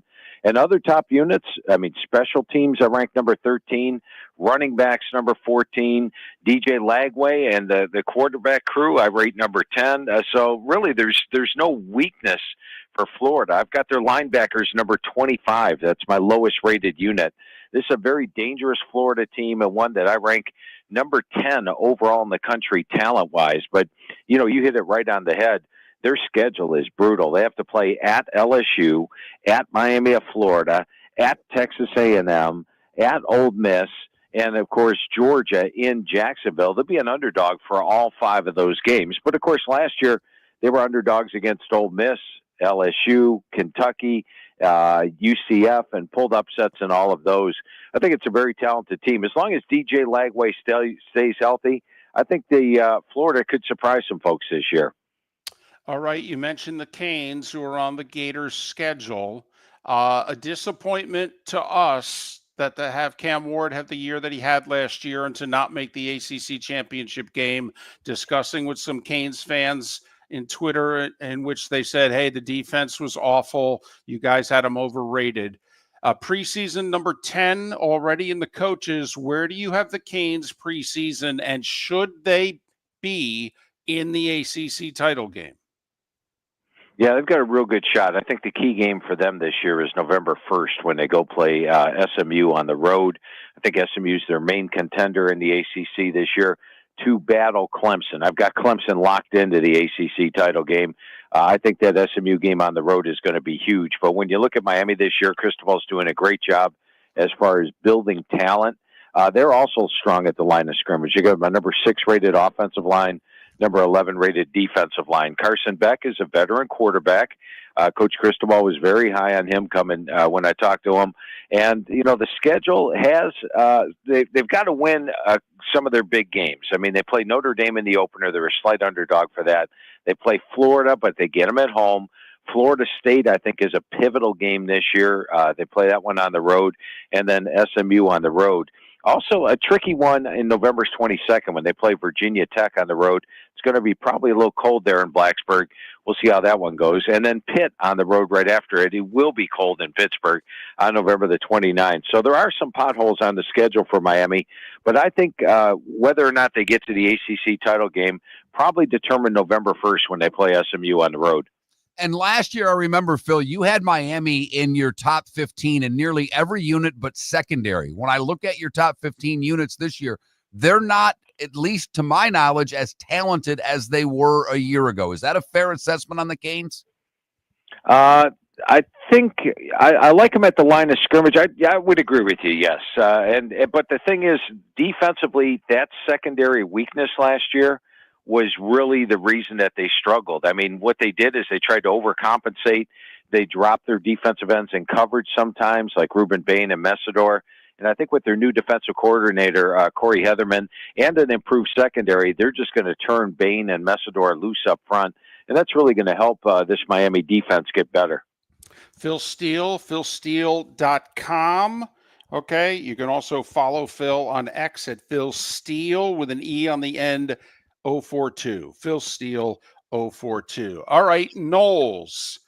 Over under in-state 7.5, and yet we've got them with 4 losses already scheduled in Alabama, Clemson, Florida, and Miami. So we think they've got, you know, they start 0-4, if you will. Just curious your thoughts on the Knowles this year. Yeah, I think that's a pretty accurate assessment on your part. Those are the same 4 games I've got them an underdog in this year. I think they will be a much improved team. And, you know, the one thing I think with Florida State last year, they had so many transfers, as they had the previous 2 years, but the previous 2 years they'd been having success. And when you have success, you don't really, you know, everybody buys in. But when they didn't have the success last year, maybe everybody wasn't completely bought in the second half of the year, and that's when their season really went south to finish 2-10. I like Castellanos at QB. I think he's a good fit for the Gus Malzahn offense. I really like the coordinators, Gus Malzahn on offense and Tony White on defense. Tony White had some excellent defenses at Nebraska. You remember Norvell knew how to operate the portal in 22 and 23. Last year he had some swings and misses on the portal, but I think he did a better job this year, much like he did in 22 and 23. This is going to be a much improved Florida State team. In fact, they're my number 1 most improved team in the country. I think you're going to see the biggest increase record-wise of any team out there this year. And that could get them to probably that 6-win category. The Miami of Florida game is huge. You know, if they somehow beat Miami at home on October the 4th, look at the rest of their schedule. They play Pitt at home, at Stanford. You know, it's all a bunch of winnable games on that schedule for Florida State. They could actually throw their hat in the mix. I'm really anxious to watch that October 4th game and see if Florida State can give Miami a game and potentially even pull the upset. You know, a lot of people in Orlando don't like it when we say the big 3 teams in Florida. They want UCF to be included. They want it to be a big 4.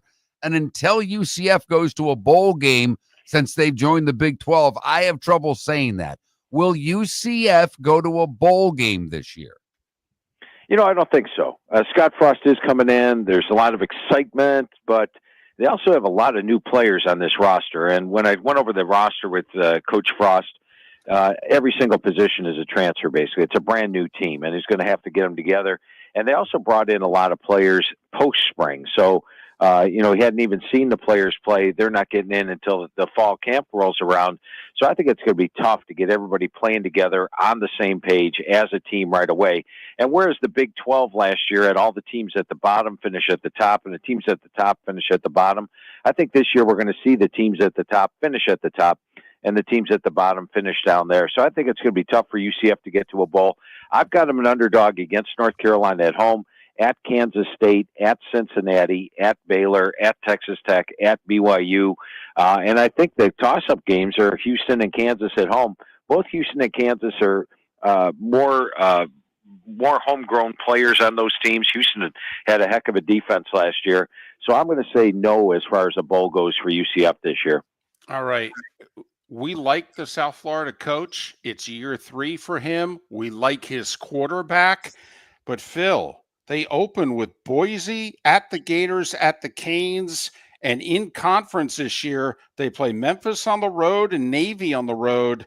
I think they may struggle just to get a bowl, even though this could be his best team. Yeah, I think it is his best team. And frankly, I thought they underachieved a little bit last year. Coming into the season, I thought they'd be better than 7-6.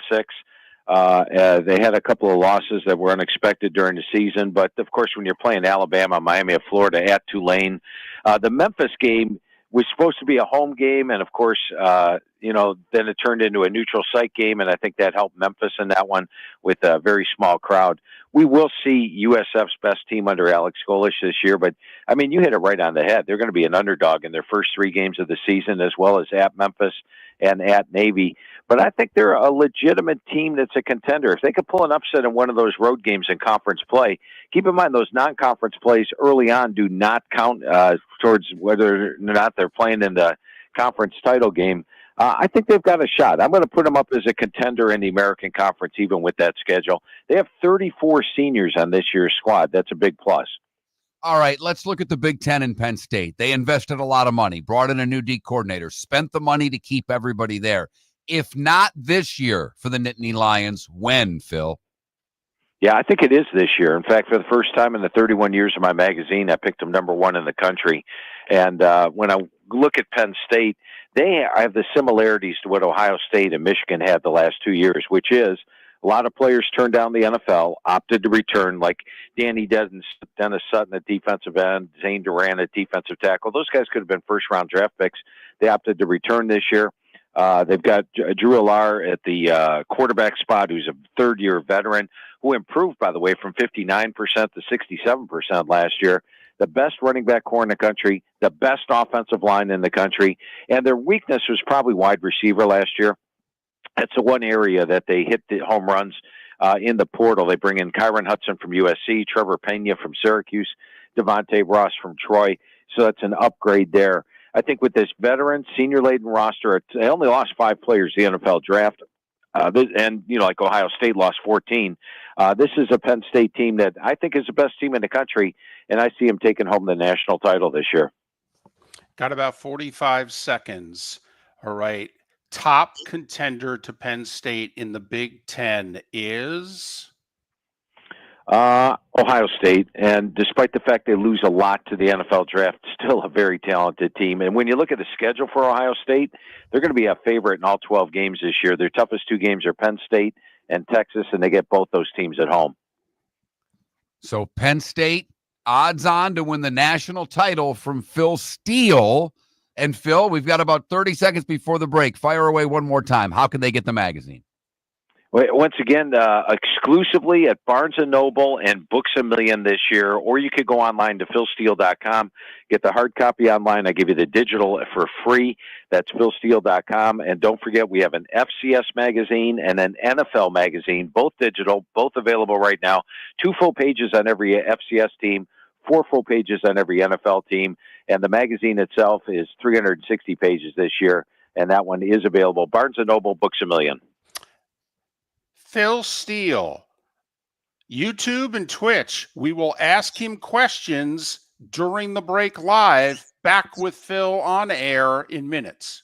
For over 50 years, the Nolan family has been dedicated to protecting local families. Nolan Family Insurance is a second-generation independent agency that specializes in home, flood, auto, and boat insurance. They take the time needed to explain your coverage options and answer your questions so you can make an informed decision that's right for you. If you're looking for an agency that treats you like family, call 941-639-1122 or go to nolanagency.com. That's 941-639-1122 or nolanagency.com. With summer approaching, time to take care of your own house. So stop into the Floor Meisters and see their huge in-stock selection of carpet. The Floor Meisters has 100 rolls to choose from, starting at $2.99 a square foot for carpet, pad, and installation. Come in and ask for Dave and have him show you the Dream Weaver Select. Many styles and colors to choose from to fit everyone's taste.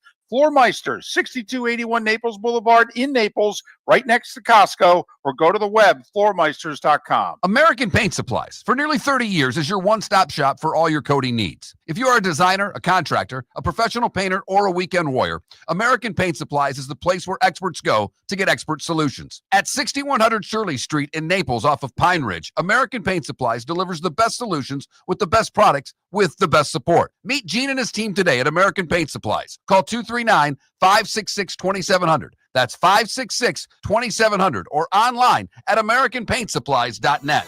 Whether you're chasing peak performance, reigniting intimacy, or simply want to feel your best, Game Day Men's Health creates customized game plans to optimize your health. Call 239-427-3441 for our Bonita Springs and Naples location to set up your free testosterone test and consultation. Mention Miller Moulton Radio Show for 10% off your service. Find your maximum self with Game Day Men's Health, Bonita Springs and Naples, Florida. Call 239-427-3441 today. This is Miller and Moulton.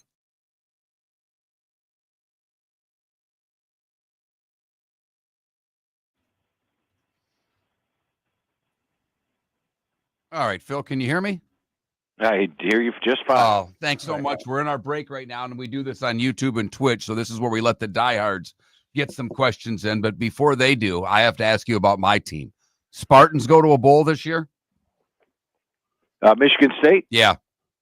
I think they do. I like Rossi as the defensive coordinator. It's his second year. Last year they had a ton of transfers, a little more stable this year. Aiden Childs, now a veteran. He's got Nick Marsh to throw to.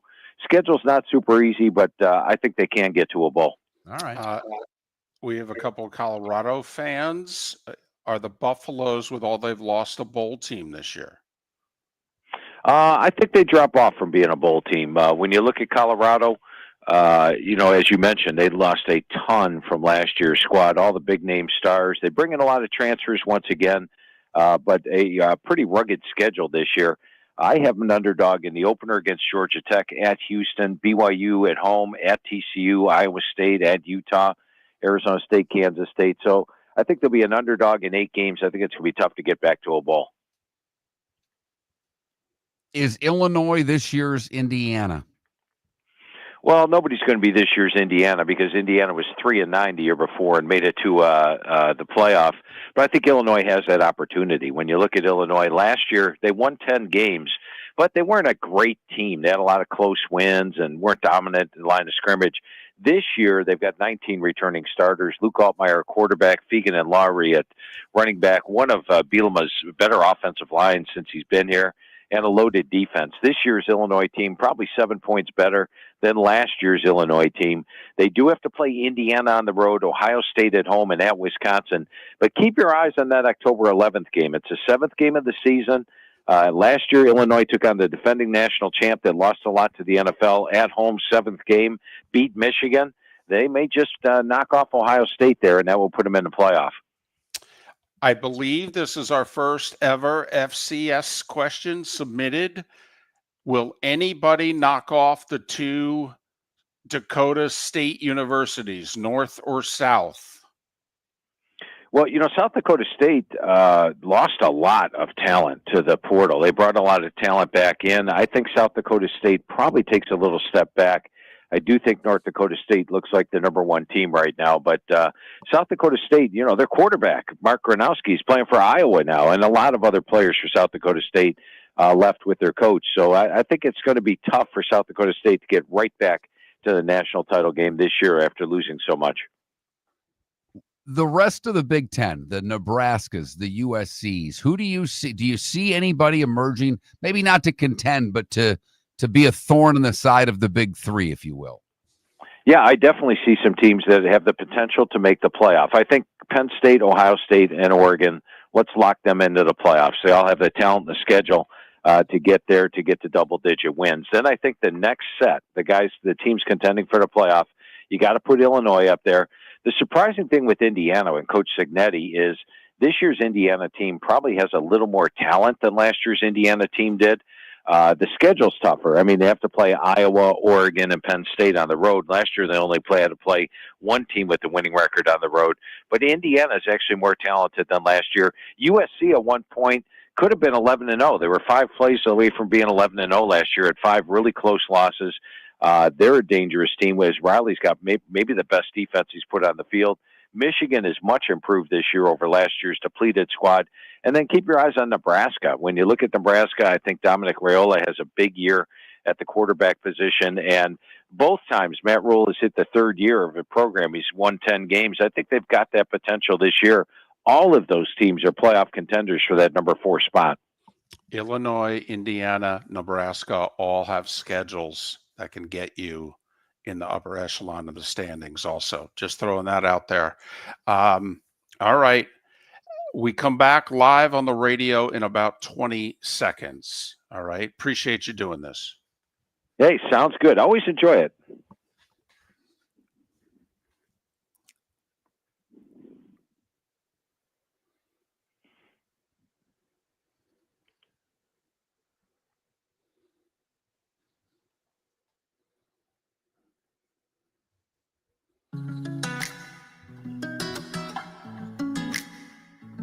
Welcome back to Miller and Moulton. Text the guys what's in your mind at 21,000.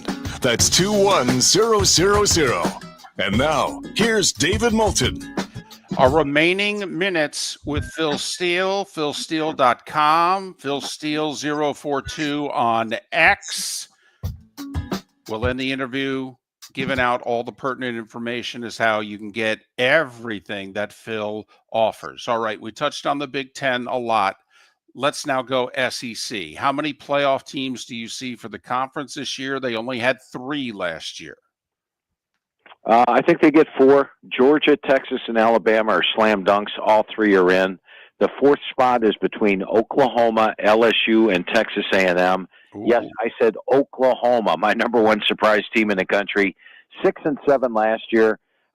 So much, vastly improved on offense after having 0 returning starters in the offensive line and a depleted receiving core last year. Defense is outstanding. Schedule, they go from 3 SEC home games to 3 true SEC road games. Look out for Oklahoma this year. Their win total 6.5. Bang the over on that one. All right. Well, Oklahoma is a surprise team. When you look at Georgia, and you said they're a lock, obviously, not that experienced at quarterback, but the roster really good. Will they make it to the SEC championship game? And do you put them ahead of Texas right now? I do for this reason, the schedule. And last year, they were number 1 in the country coming into the season, but you looked at the schedule, their 3 toughest opponents, Mississippi, Alabama, Texas, were all on the road. Well, this year, their 3 toughest opponents, Mississippi, Alabama, Texas, they're all at home between the hedges, and they're undefeated at home. They have not lost a home game since 2019, 6 years. So getting those games at home is huge. I've got them favored in all 12 games, and they don't have the star power of years past, like when the national title years of 22 and 23. But I think when you look at Georgia this year, I've got them favored to be at the top of the standings of the SEC at the end of the regular season. Just a generic question. We brought it up earlier in the show. The significance to you in this day and age of having an experienced quarterback. The top 3 teams, Texas, Georgia, and Alabama, according to you in the SEC, I think there's a total of 4 starts amongst their starting quarterbacks. Is experience at the quarterback position not as important as it used to be? I think it is still important. It depends what the surrounding cast is and the schedule. You have to factor all that in. But if you look at my top two teams in the magazine, Penn State and Clemson both are the rare teams that have the returning starting quarterback. So I do think it's still a major factor in college football, having that veteran QB. And Clemson, as you mentioned, you've got them high up in all the different areas, but Dabo finally dipped his toe in the transfer portal. It took him a while, but he added a few pieces where necessary. How big that early game for Clemson in LSU? Does that determine a playoff team for LSU? If they win, can they still get there? And just how big is that week one game in your estimation? Yeah, if LSU pulls the upset there, then all of a sudden my outlook on LSU completely changes. But I think this Clemson team's absolutely loaded. Cade Klubnik at QB. They've got my number 2 receiving core in the country, number 2 offensive line in the country. Last year's defense gave up 374 yards per game. This year, they've got too much NFL talent. They bring in Tom Allen from Penn State as the defensive coordinator. They'll have the usual Clemson defense to go with what I feel is the most potent offense in the country. In fact, I've got Cade Klubnik winning the Heisman Trophy this year, and I've got Clemson favored in all 12 games. So watch out for Clemson. And today on PhilSteele.com, I'm doing a homegrown blog, which talks about teams that I think will have the best success because the majority of their teams were recruited as freshmen. They're there now as seniors. It's not your transient team, which has like 60, 70 transfer players on it. I think that's an advantage in football nowadays. So check out my homegrown blog today. SMU won close games. They had a favorable schedule. Are the Mustangs still a playoff team? They've got that opportunity. If they beat Miami at home November the 1st, I think they get there. They've got 2 really tough non-conference games, Baylor at home and at TCU on the road. Those 2 teams are both Big 12 contenders. They also have to play Clemson on the road. But I think SMU season and Miami of Florida season comes down to November 1st when SMU hosts Miami of Florida. Winner of that game, I think, goes to the ACC title game, makes the playoff. Loser is on the outside looking in. Is the Big 12 as wide open as it was last year? Well, last year was unusual because of teams at the bottom finishing at the top. But I still have 7 legitimate candidates to win the Big 12 this year. I'm going to rattle them off to you. Baylor, Utah, Iowa State, Arizona State, Kansas State, Texas Tech, TCU. I think all 7 have a legitimate shot. But unlike last year, I think we're going to see the teams projected at the top finish at the top, and the teams projected at the bottom finish at the bottom. Would BYU have been the best team in the conference if not for the quarterback having to transfer? They would have been one of the teams I would have included in that top 7. I wouldn't have put them up there at the very top talent-wise. Take a look at Jake Retzlaff. Last year, 20 touchdown passes, 12 interceptions. He had a couple of good games. He had a couple of bad games last year as well. He was not one of the top-tier quarterbacks in the country, and I think whoever wins the job, whether it be Bourget, Hillstead, or Bachmeier, that they could come very near what Retzlaff put up last year stat-wise, which was 58% completions, 20 touchdowns, 12 interceptions.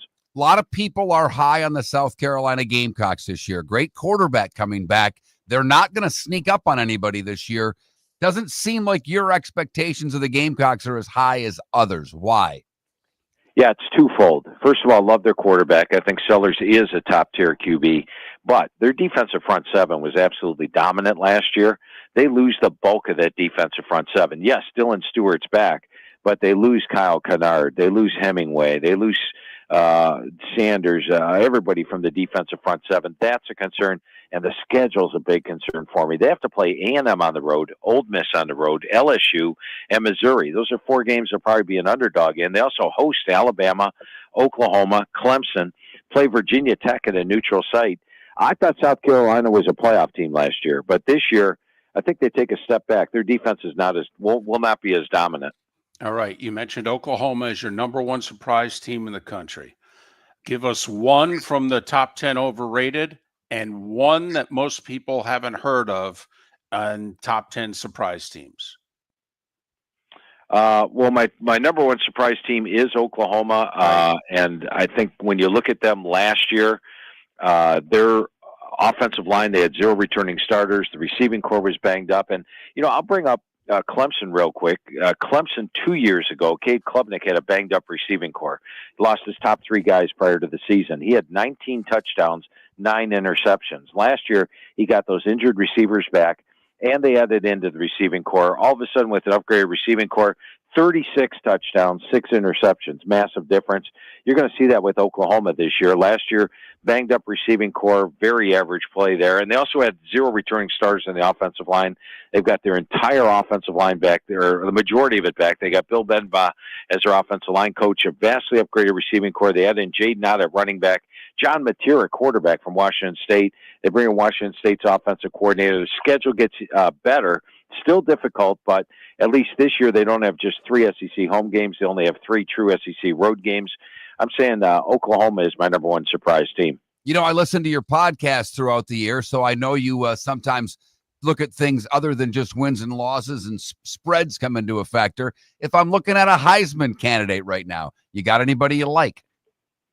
Yeah, I definitely think that Cade Klubnik wins the Heisman this year. I'm pretty bullish on this one for the fact that I believe Clemson will have the most potent offense in the country. Klubnik will have the stats.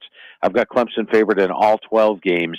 So I think if you're 12-0 at the end of the year, putting up the best stats in the country, you should win the Heisman. He's got my number 2 receiving core to throw to, my number 2 offensive line in front of him. I like Cade Klubnik a lot to win the Heisman. If you're looking for somebody that's not one of the front runners, maybe Drew Allar of Penn State, because once again, he's going to put up good numbers this year, and he'll be quarterback for what I think will be an undefeated team at the end of the regular season. 20 seconds, Notre Dame, go. Playoff team once again, loaded on defense. They do have an inexperienced quarterback, but a great surrounding talent with the offensive line, running backs, and receivers. Number 2 rated running back core in the country. And I've got Notre Dame favored in all 12 games. I think they make the playoff this year. 20 seconds. Give everybody your info. You can get the magazine, 360 pages, like in 136 media guides rolled into one. Books A Million, Barnes & Noble right now. PhilSteele.com. You can get the hard copy. You get the digital magazine. You also get an FCS digital magazine, NFL digital magazine. That's Phil Steele, STEELE.com. He's Phil Steele. We're Miller and Moulton. Think we only fix windows? Think again. Your local Glass Doctor Home and Business does so much more to upgrade your home. We custom build stunning shower and bath enclosures, install sleek glass doors and windows, and can bring fresh life to foggy or cracked panes. Need a glass tabletop or a statement mirror? Yep, we do that too. If it's glass and it's in your home, we're the team to call. Call the Glass Doctor, we fix your pains. Oh yeah! Mark Miller for Sleep Treatment Direct. They are helping me with sleep apnea. And by helping me, I mean curing me. No more CPAP machine. No more snoring. No more tossing. No more waking up exhausted. Their expert team got me the right treatment, fast and hassle-free. If you want to feel energized and get rid of your snoring, call Sleep Treatment Direct today. 444-1741. That's 239-444-1741. Sleep Treatment Direct. Sleep safe and sound. With summer approaching, time to take care of your own house. So stop into the Floor Meisters and see their huge in-stock selection of carpet. The Floor Meisters has 100 rolls to choose from, starting at $2.99 a square foot for carpet, pad, and installation. Come in and ask for Dave and have him show you the Dream Weaver Select. Many styles and colors to choose from that fit everyone's taste. Floor Meisters, 6281 Naples Boulevard in Naples, right next to Costco, or go to the web, floormeisters.com. American Paint Supplies, for nearly 30 years, is your one-stop shop for all your coating needs. If you are a designer, a contractor, a professional painter, or a weekend warrior, American Paint Supplies is the place where experts go to get expert solutions. At 6100 Shirley Street in Naples off of Pine Ridge, American Paint Supplies delivers the best solutions with the best products with the best support. Meet Gene and his team today at American Paint Supplies. Call 239-566-2700. That's 566-2700 or online at AmericanPaintSupplies.net. This is Miller and Moulton.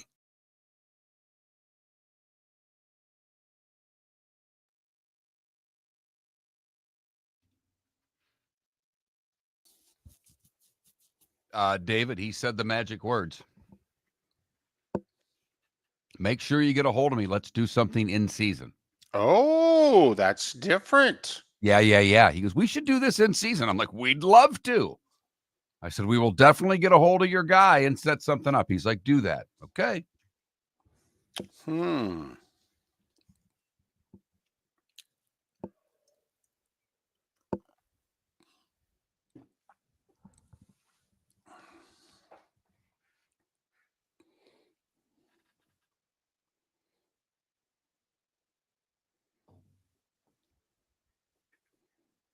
He has been doing this magazine almost half his life. Didn't he say in his 31 years? 31 years. He's 65 years old. Doesn't look it. No, he doesn't.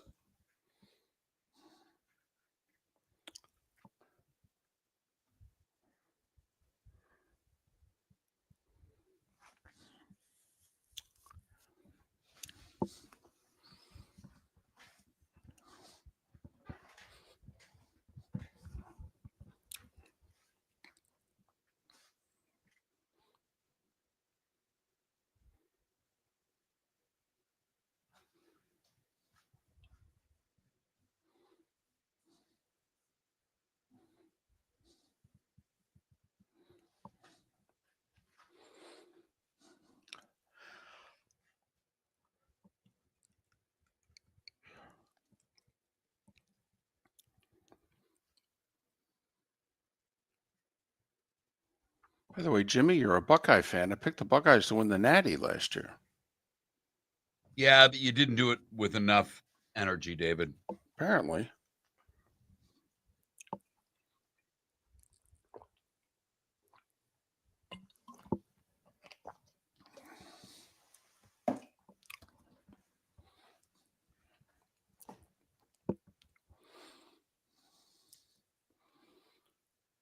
Listen, only because I root for the story. Could you imagine how much Sankey and the SEC freak out if Penn State wins the Natty this year? Oh, that's what I said. That 3 in a row, 3 different teams, David? Right. Oh, my goodness. That they don't come to an agreement by December 1st, so they extend the 12-team playoff, and then Penn State wins the Natty, and Petiti just stands there with his arms folded looking at Sankey like, you gonna effing play ball now? Yeah, I mean, we do it with 9 conference games. His chest would be so puffed out. Yep. And rightly so.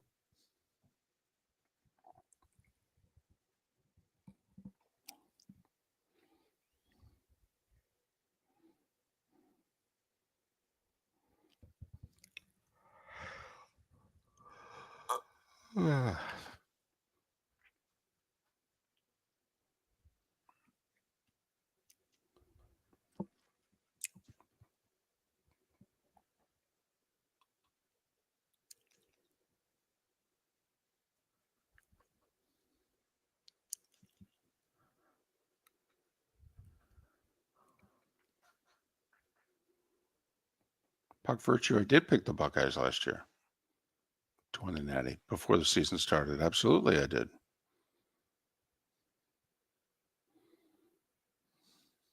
No, I love Bobby. Puck, I love Bobby.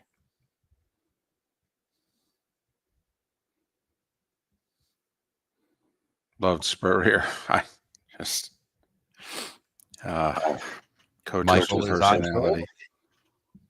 Coaches with personality. Imagine that. That's why I love Lane.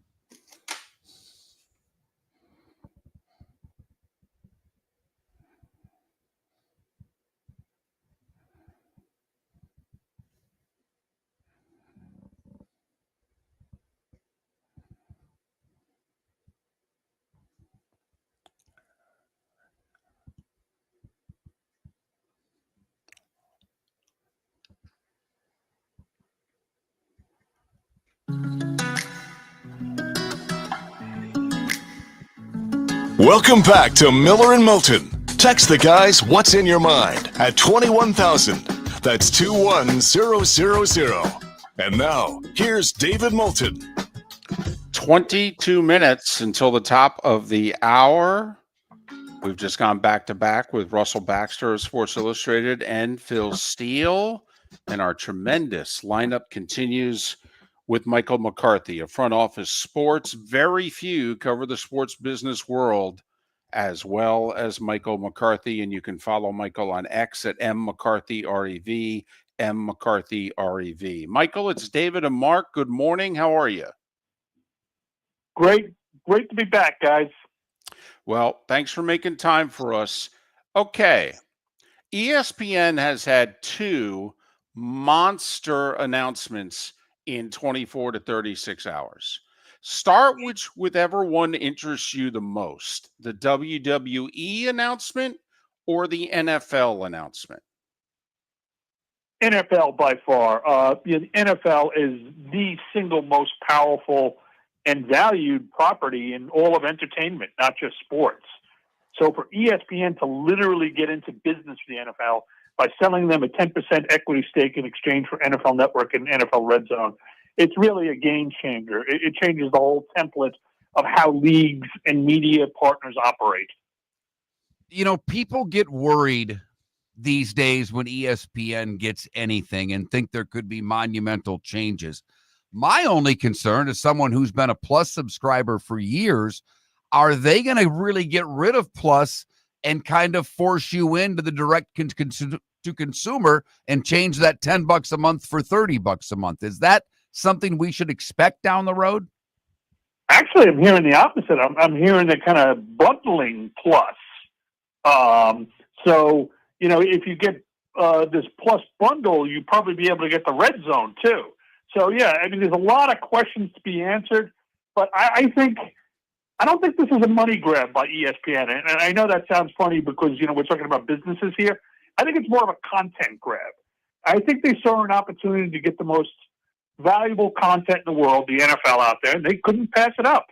So, you know, if you're ESPN, the more NFL, the better. It's on the pecking order. The NFL is up here. Everybody else is down there.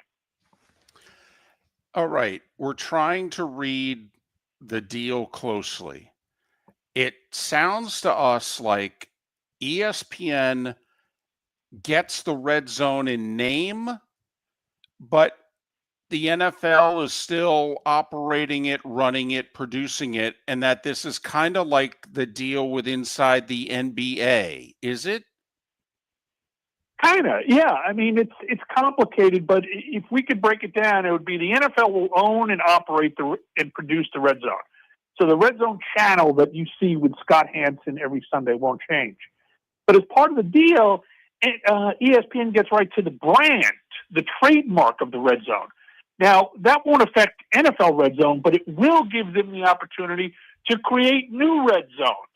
So we could be looking at a college football Red Zone from ESPN. We could be looking at an NBA Red Zone from ESPN. How about an NHL Red Zone?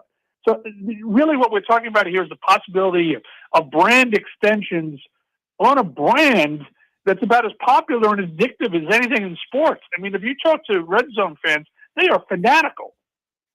No doubt.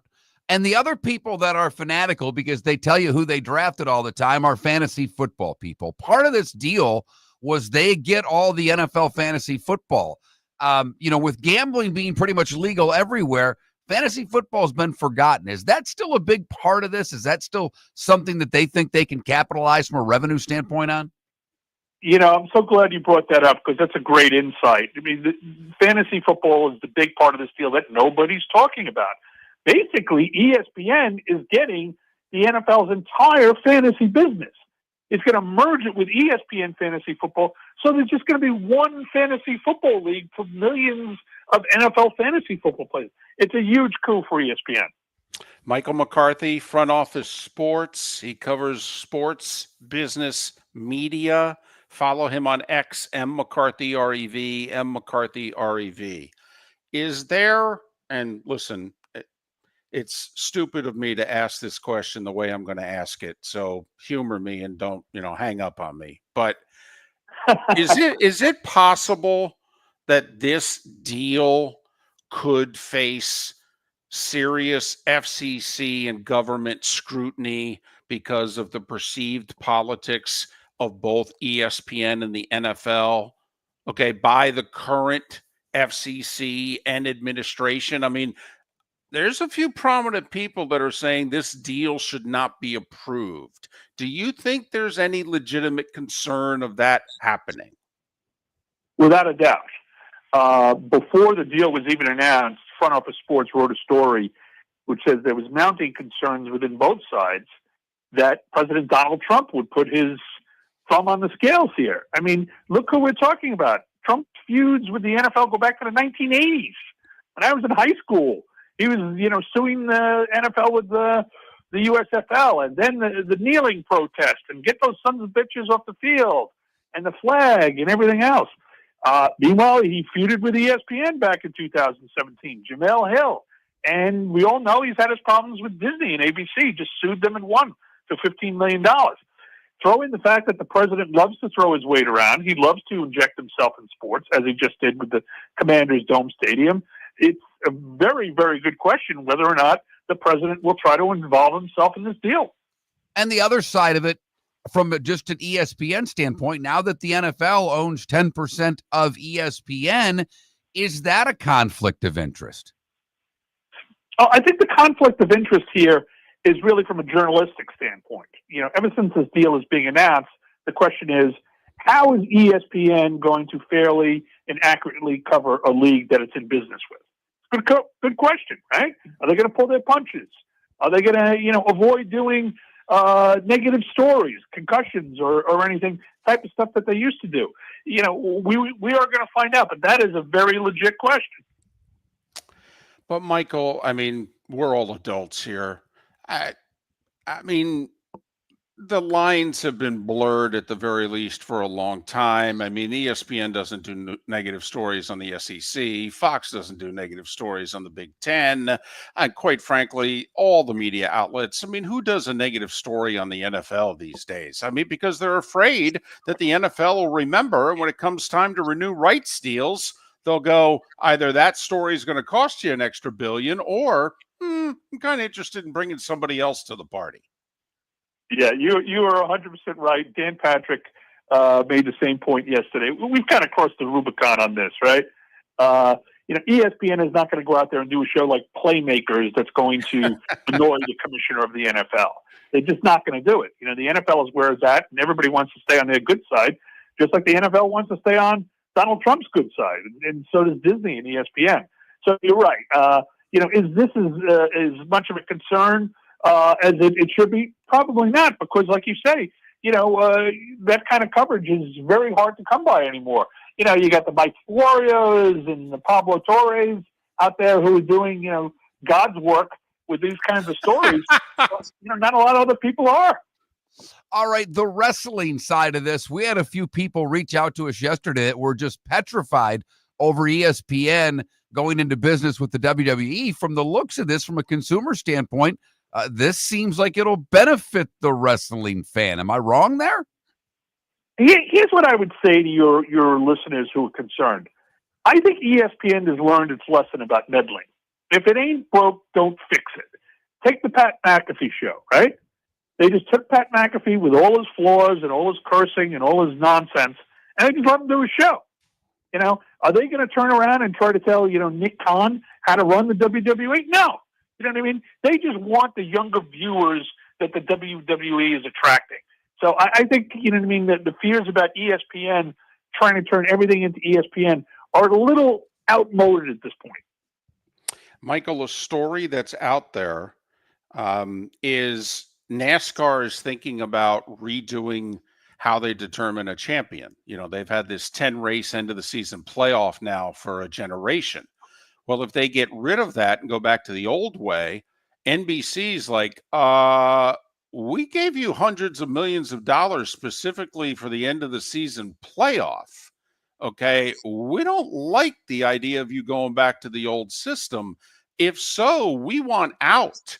I mean, that's going to be a major story, isn't it? It could be. When you tinker with deals like that, people get very, very concerned. Contracts are a two-way street, right? If NBC is agreeing to pay all, X amount of dollars, you can't, pull a fast one on them in the middle of the deal and change everything. They have a say too. So, and maybe this is why we're seeing this trend of leagues and TV partners getting into business with each other, investing equity. So maybe it gives them a little bit of security, right? If take ESPN and Monday Night Football. Let's say Apple turns around in 2029 and makes a big play for Monday Night Football. ESPN is going to have a better shot at hanging on to that business because it's in bed with the NFL. Yeah, I'd like to think it's all but guaranteed now. They'll just look at all the other offers, offer $1 more, and done. Let's move on. Michael McCarthy, Front Office Sports, one of the very best in the business, covering sports, business, media. Follow him on X at McCarthyREV, McCarthyREV. Michael, thanks for doing this. Safe travels.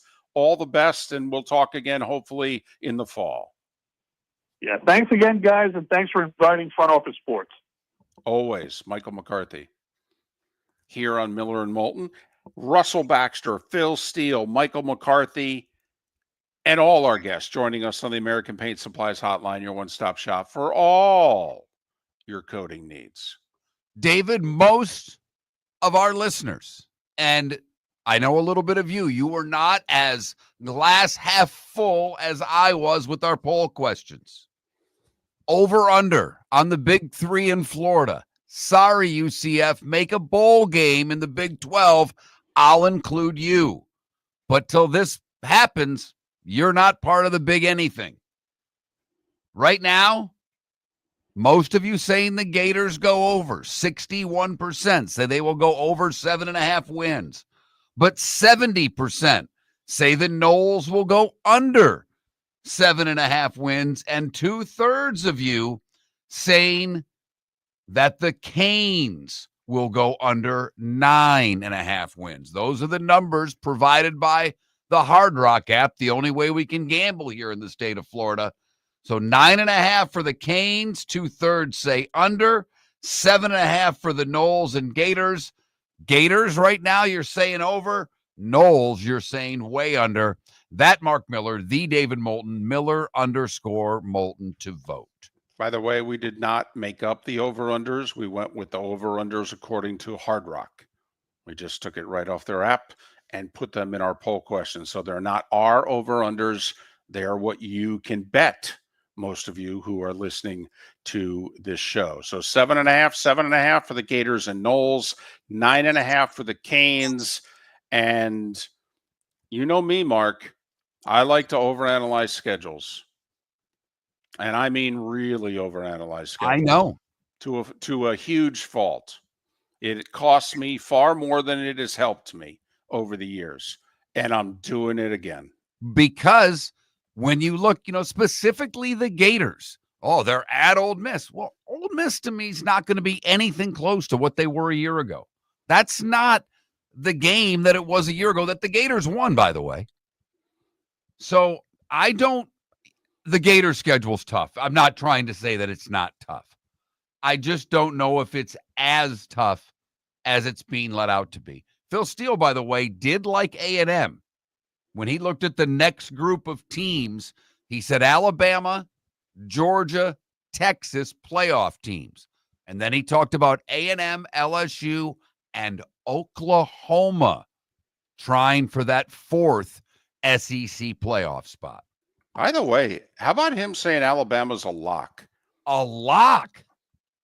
Okay. Now, their coach, he can get talent. Remember, he had Washington playing for the Natty 2 years ago. It's like this guy can't coach and he can't acquire talent. But they're another one, Mark. I mean, do we know how good this quarterback's going to be? No idea. I will say this. The receivers are damn good. Well, I mean, that I do know. I mean, they're not, wide receiver but Nick did kind of change the narrative. He had these, single guys, got a little Julio this and, Amari that. And then, he brought in that group about 7-8 years ago. And they've been bringing in a lot of talent since. Yeah, by the way, when he does position groups, does Phil Steele, Ohio in the receiver category, Ohio State 1, Clemson 2, And then it's LSU, Alabama, and Texas rounding out the top 5. So Crimson Tide will have guys to throw to. It's just whether or not the quarterback can get them the ball. Miller and Moulton. Miss any of the show, like all of the great interviews we just conducted?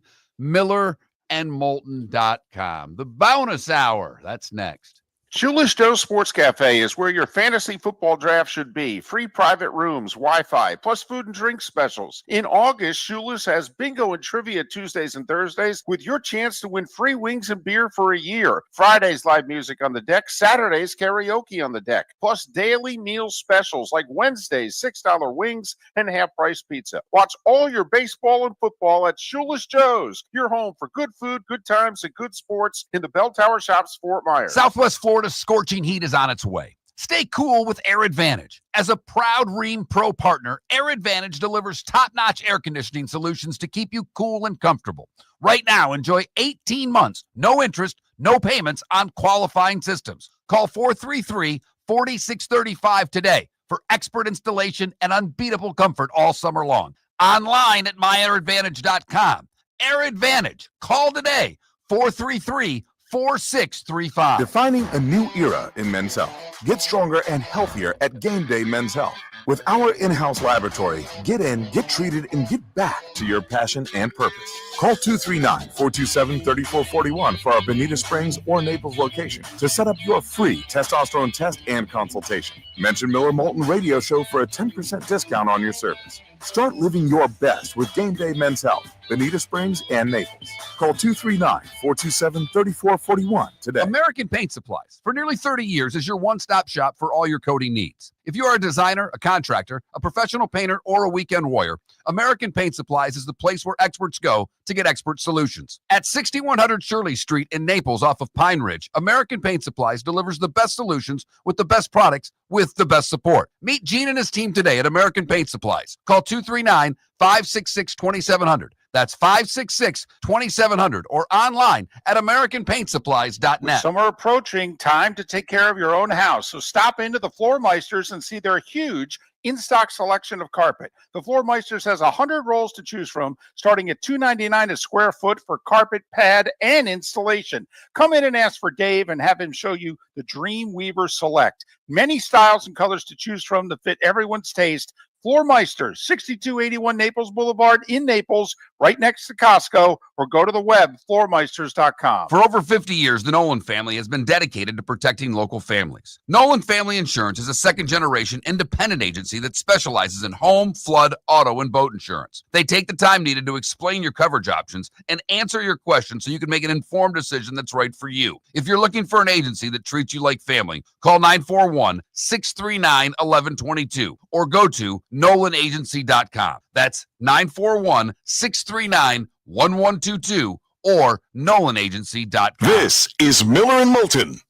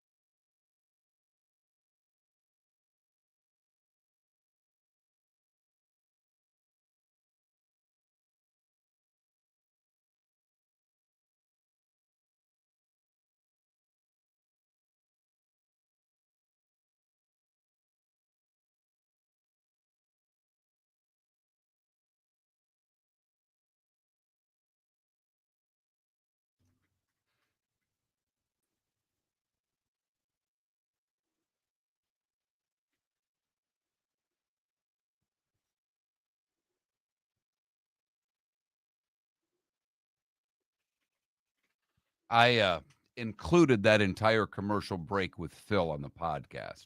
Oh, great. Might as well. Yeah.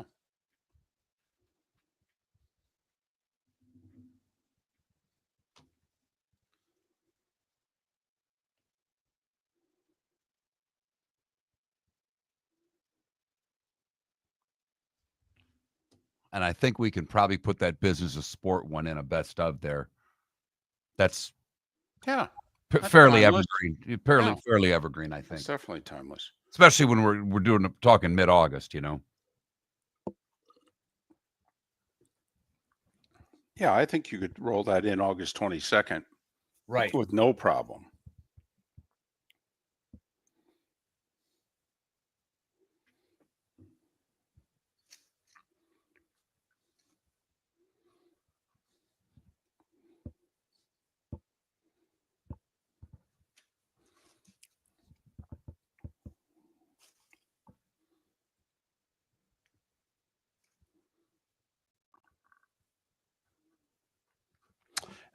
Joe, I don't go there. Okay. I think unfortunately, for a long time now, I've had to hold my nose, close my eyes, grit my teeth, and vote.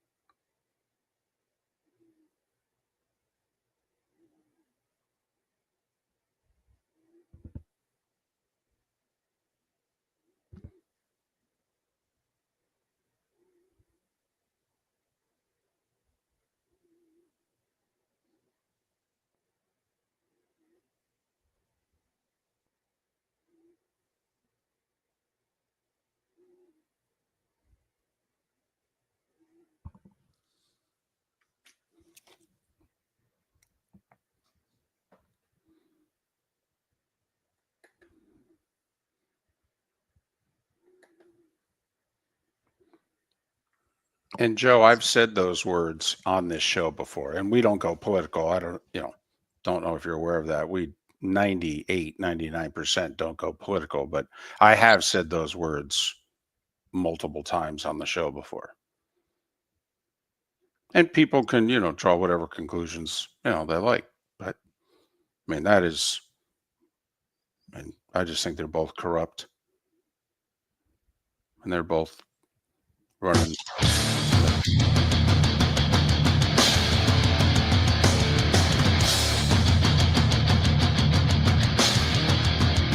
You're listening to Miller and Moulton, coming at you from the Floor Studios. Floor Meisters, keeping it real. And now, here's Mark Miller and David Moulton. It is the bonus hour of Miller and Moulton. MillerandMoulton.com, Miller_Moulton on X. Thanks so much for being with us on this first Thursday of August. Pat Kerwin to catch up on 4 or 5 training camp stops that he's had since we last spoke last Friday.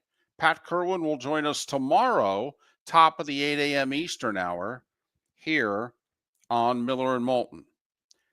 So I thought about this yesterday, and you can analyze, how messed up I am, but, so this actually, where did you think of this? When did you think of this? What prompted this? So, you hear something sometimes on an app, a podcast, the radio, and it just, I don't know, gets me going. So it was another network show that was talking about the same old with Micah Parsons and the Cowboys. How about this? And I'm as serious as I can be, Mark. The Bengals call up the Cowboys and go, Trey Hendrickson and 2 first-round picks for Micah. Let's go. Well, David, I know that you love trades more than any human I've ever come across in my life. And on the surface, I think that's a reasonably fair ask. Like, I think if you were believing that these players could actually be traded, I think your ask is in line. Here's my main problem with it. And I know that Parsons has nothing to do with saying where he could or could not go. But if they were to make that trade, Cincinnati, leave Dallas out for just a second, because I don't think Dallas would do it. But if Cincinnati were to make that trade, what faith would you have in the Bengals of paying Parsons? They're cheap. Well, you don't offer the trade unless you're going to pay him. I got you, but that's why I'm poo-pooing this right from the get-go. Well, okay, and that's fair. I don't think the Bengals would pay him. They're not Okay. paying Hendrickson, and I get that Hendrickson is 5 years older. I understand all of that.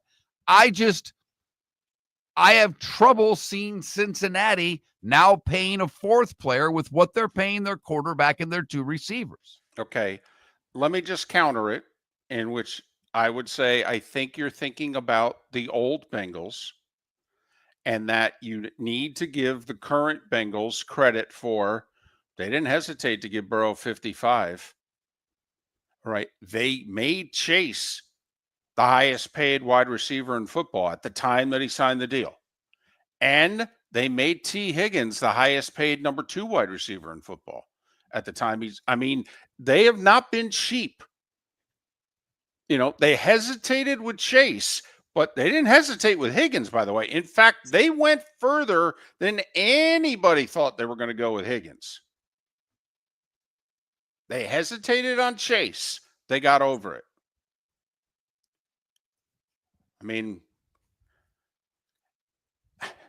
Listen, I know. I get it. And yeah, it'd be 40. I with Micah, absolutely it would. Yes, it'd be 5 for 200.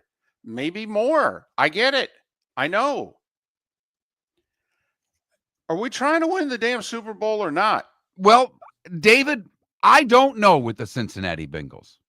Because if I were in Cincinnati's shoes and I was trying to win the Super Bowl, Hendrickson would have already been paid and be on the field right now. Agreed. So I don't know. I really don't know. They want a new stadium. How badly? There are so many questions when it comes to the Bengals that I'm not sure how to answer you, because I agree with you that on the surface, Hendrickson and 2 1s for Parsons seems like an equitable deal.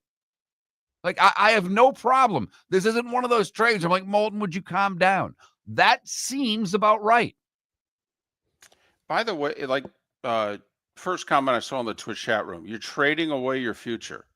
I'm trading away 2 picks in the 20s. Do we want to examine how teams do when they draft guys in the 20s? Most of the guys that are picked after number 20 don't have their 5th-year option picked up. And I mean an overwhelming majority of the players picked 21 to 32 do not have their 5th-year options picked up. Okay, yeah, I know. Yes, there have been superstars drafted all over the draft. I'm giving up 2 guys for Micah Parsons. Also, I'm gaining 5 years because Hendrickson's 30, turning 31. Micah's turning 26. If you're Cincinnati, you're thinking, nobody's got a better quarterback than me. Nobody's got a better number 1 receiver than me. Nobody's got a better number 2 receiver than me. And nobody rushes the passer like me. And by the way, they are all in their young primes. I'm getting 5 years with all 4 of these guys. David, I cannot argue a word that you just said. But I first told you why I don't think Cincinnati will do it, because I don't think they'll pay. Okay. The other side of this is that Jera's not worried about 2027. Jera's worried about 2025. So the idea of picking up a player who's not as good as Micah Parsons and 2 draft picks, I don't think would interest Jera. I don't. See, it's actually part of why I think he'd be tempted. Hendrickson's a sack a game. Now, Parsons is much more sideline to sideline and much more versatile than Hendrickson. Not to mention Dallas had trouble stopping the run last year. Right. They were terrible at stopping the run. Hendrickson doesn't like to stop the run. He likes to rush the passer. Right. No. Listen, Hendrickson's not Micah. He's not. Micah's better, and he's younger. I get it. But Hendrickson's 17 sacks off the edge. He's a sack a game. He's 2 to 3 pressures a game. I mean, Trey Hendrickson's going to come in. You say Jera's only worried about now because he's 80-something years old? Well, Trey Hendrickson is going to produce right away. And by the way, the contract he's got to give Trey Hendrickson, far fewer years and significantly less money than what he has to give Micah. Hendrickson be thrilled with the contract Jared offer him. I like your trade. I'm just giving you the reasons on both sides why I don't think it will happen. That's all. I think okay. I think the trade on paper makes sense, David. I think it's an equitable deal for both. Okay, so at least you think it's a fair offer. Yes, I think it's a fair offer. Okay. Which side do you think would veto it more than the other? Dallas, because of trading what they view as, they probably think Parsons is the best defensive player in the league. I'm not saying that he is, but I believe the Cowboys think that. And I don't think that they will get rid of Parsons. It's a cornerstone of their defense. Inevitably, they're going to pay him. And just like Jera's done every year with Zach Martin a couple of years ago, with Dak and CeeDee Lamb, they're going to do the same thing with Micah when push comes to shove. Well, I think so too. But if I'm Cincinnati, I'm making the phone call. We've had the conversation in-house, and we're prepared to pay him. And we know what it's going to cost. And we're prepared to pay him. And I would make the call to Dallas and just put it in their lap. Hendrickson and 2 1s. Hey, you and I would be on the phone a lot more this time of year with things like this going on than we believe most teams are. Yeah. I also think teams are overvaluing their first-round draft picks. Particularly good teams. Yes. I mean, you're the Bengals. You've got 9 and 8 each of the last 2 years. You're drafted in the mid-teens. Okay. You think going forward, those years are over. Trying to win a Super Bowl. Yeah, I know. And the Bengals have flaws. Lots of them. Their offensive line's not very good. Their defense is lousy. I think Super Bowl aspirations for the Bengals are crazy talk. I think there's a much better chance of them finishing third in their division than finishing first. Well, it's tough for either one of us to pick anybody but the Ravens. Because we believe the Ravens have the best roster in the league. And, well, I don't know anymore, David. I'm not sure if the Ravens have the best roster in the league. I mean, I watched Hard Knocks yesterday. Uh-huh. And, I mean, the Bills are winning the Super Bowl. I told you that. I texted you 15 minutes into it. Man, this is done. Ladies and gentlemen, whatever is your weakest moment in life, whatever makes your knees buckle, whether it's a person, a food, something at work, whatever it is, nothing that makes you crumble makes Mark Miller crumble more than an episode of Hard Knocks. I'm telling you, sat down with some ice cream and watched Hard Knocks yesterday. Over. It was one of the most enjoyable 51-minute periods of my life. That voice, Mike, that music, and so Buffalo's year, baby. I'm telling you right now. Can I ask a question? And I don't know the answer to it, so I shouldn't ask the question, but I'm going to ask it anyway. How many teams have been in Hard Knocks and won the Super Bowl? Do we know? Zero. But the one criteria used to be if you made the playoffs the year before, you didn't have to be on Hard Knocks. Right. Typically, they've been getting bad football teams. Mm-hmm. They've never had a team with expectations like what they're getting in Buffalo right now. Agreed. By the way, final year in the old stadium. Okay, if you think that plays into it, Patriots, I believe, final year at the old stadium in Foxborough, won the first Super Bowl with Brady. Okay, sometimes you go out, you go out in style. Some teams welcome in the new stadium with a title. Some teams go out in the old stadium with a title. But Hard Knocks and the last year of a stadium? Oh my God, I can't believe it. Better roster than the Ravens, huh? No. Okay. Raiders have a better roster, but All right. the Bills have the better quarterback. Miller and Moulton, when we come back, a rumor. Are they bringing something back to the Super Bowl that a lot of fans would like? For over 50 years, the Nolan family has been dedicated to protecting local families. Nolan Family Insurance is a second-generation independent agency that specializes in home, flood, auto, and boat insurance. They take the time needed to explain your coverage options and answer your questions so you can make an informed decision that's right for you. If you're looking for an agency that treats you like family, call 941-639-1122 or go to nolanagency.com. That's 941-639-1122 or nolanagency.com. With summer approaching, time to take care of your own house. So stop into the Floor Meisters and see their huge in-stock selection of carpet. The Floor Meisters has 100 rolls to choose from, starting at $2.99 a square foot for carpet, pad, and installation. Come in and ask for Dave and have him show you the Dream Weaver Select. Many styles and colors to choose from to fit everyone's taste.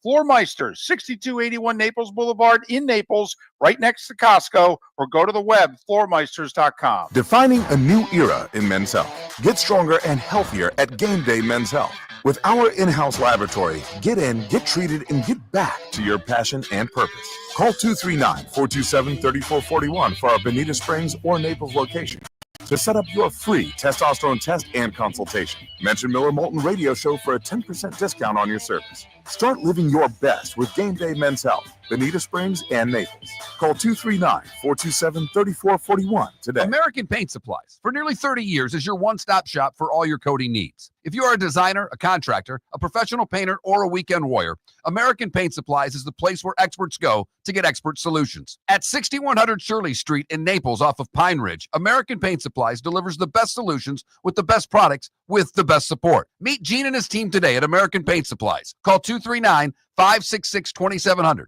That's 566-2700 or online at AmericanPaintSupplies.net. This is Miller and Moulton.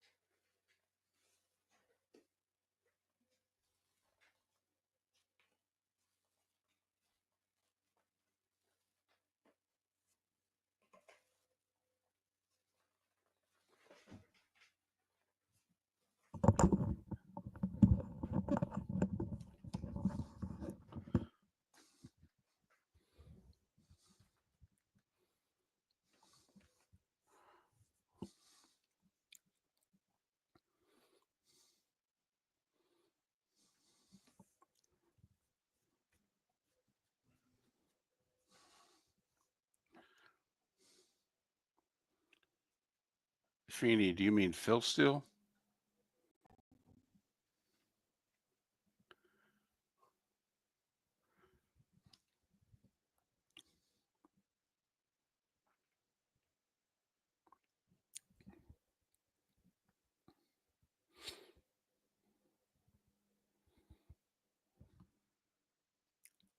Michael, you're a fool then. If I'm the Denver GM and I could get Parsons for Benito in a 1 and 2, I'd make the deal right now.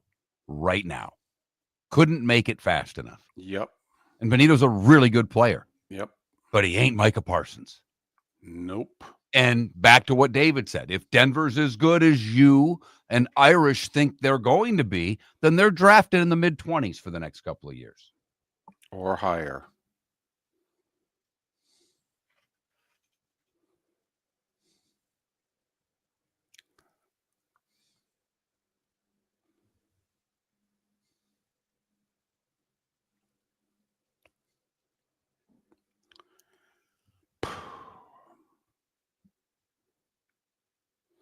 Oh, yeah, we all think he's staying a Cowboy, but there seems to be it's gotten a little personal.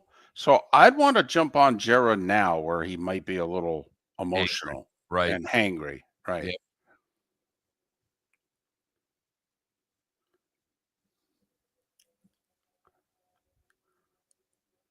I mean, Jera's almost patting Mike on the head so far.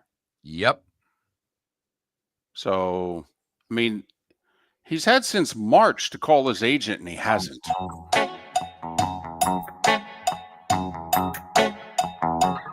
You're listening to Miller and Moulton. And now, here's Mark Miller and David Moulton. 21 minutes past the hour. Miller and Moulton, brought to you in part by Shoeless Joe's Sports Cafe, and that's where you and your friends should be holding your fantasy draft. They have free private rooms, great Wi-Fi, free, food and drink specials with every fantasy football draft. If you want to go there for reasons other than the draft, they've got, bingo They've and got trivia. Fritz. I mean, at the end of the Right. day, they've got Fritz. They do. They do. Just walk into the bar and say, "Where's Fritz?" Okay, he's a One of character. the all-time good guys. Yep, he's a character right out of a, like a 7-year TV sitcom or drama. Okay, No, sitcom. He's nowhere near a drama. Oh, that's true. But what goes on in the bar could be. But anyway, okay, bingo and trivia Tuesdays and Thursdays. Okay, food and drink specials every day of the week. All right. Shoeless Joe's Sports Cafe. Bell Tower Shops, Fort Myers. Good food, good times, good sports. Hold your fantasy draft there. Never mind. Hope to see you for our little fantasy summit there on Tuesday. MillerandMoulton.com. Sign up. Love to have you. So there's this genre of music that football's largely forgotten recently. You may have heard of it. It's called rock and roll. Oh, I thought you were going to actually say another one. What, country? Well, when it comes to half, they've never. I mean, they've never. When have they had a country act? I know that's okay. Oh, but you said have forgotten about, so Correct. that implies at one point in time they knew about it. Gotcha. Right.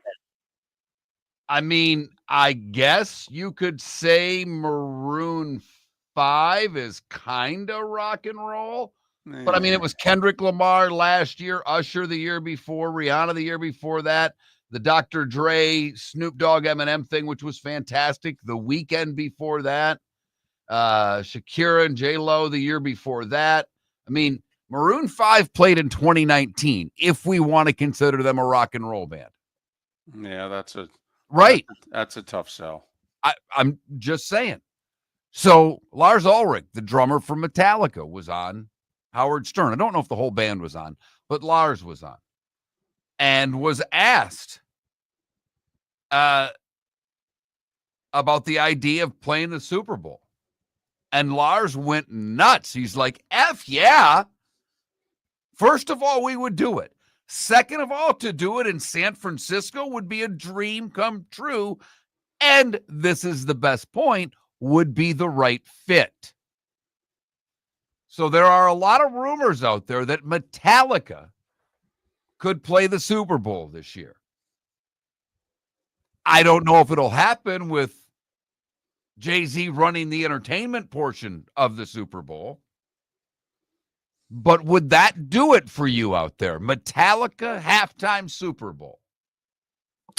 Now, Super Bowl halftime is meant, besides making money for the network showing the game, for the league wants to attract a non-traditional football fan, preferably appealing to younger. Now, as excited as you and I would be about Metallica, does Metallica fit basically the criteria that caused the NFL to hire Jay-Z to provide the halftime entertainment? No, it does not. It does not fit that. But this is one of the monster American rock and roll bands. They really are. Mm-hmm. I mean, they started in 1981. I mean, Metallica has been around for 40 plus years. Well, I love his point about also because it was fit, because we've talked about this over the years. Okay. So you're in Detroit and you don't have the Motown Super Bowl, you go the Stones. I got you. It's Mick Jagger. Trust me, I got it. But you don't go Motown when the Super Bowl's in Detroit? How about this? Okay, I'm going to throw this out there. Do you think it would be possible to get Neil Schon to bury his grudge with Steve Perry if the original Journey could come out and do a number at the Super Bowl? Not the full halftime, but come out and do one number. Journey with Steve Perry in San Francisco. David, you know that I love Journey. I don't even think that resonates. I mean, they're to say that Metallica is an old band, right? Would be to say that Journey is geriatric. Yes, it doesn't fit. If Metallica doesn't fit with what they're trying to do, explain to me how Journey, other than, you might as well put the Dead and Company out there then. But if you go with, the reason I suggested it is if you're going with Metallica, look at the demo you're appealing to. You're only going a touch older to then bring that in, and that would be a headline grabber, by the way. I don't think so. Really? No. Okay. No. I don't think it would be a headline grabber at all. To you, it would be. I don't think, the Journey. Yay. Well, but Steve Perry hasn't performed with them in 40 years. And how many people out there care? And I'm being serious when I say that. No. I just don't think that even the needle wouldn't move. Okay. If you're going a rock band, Metallica moves the needle. Now, I'm shocked that they've never gone country.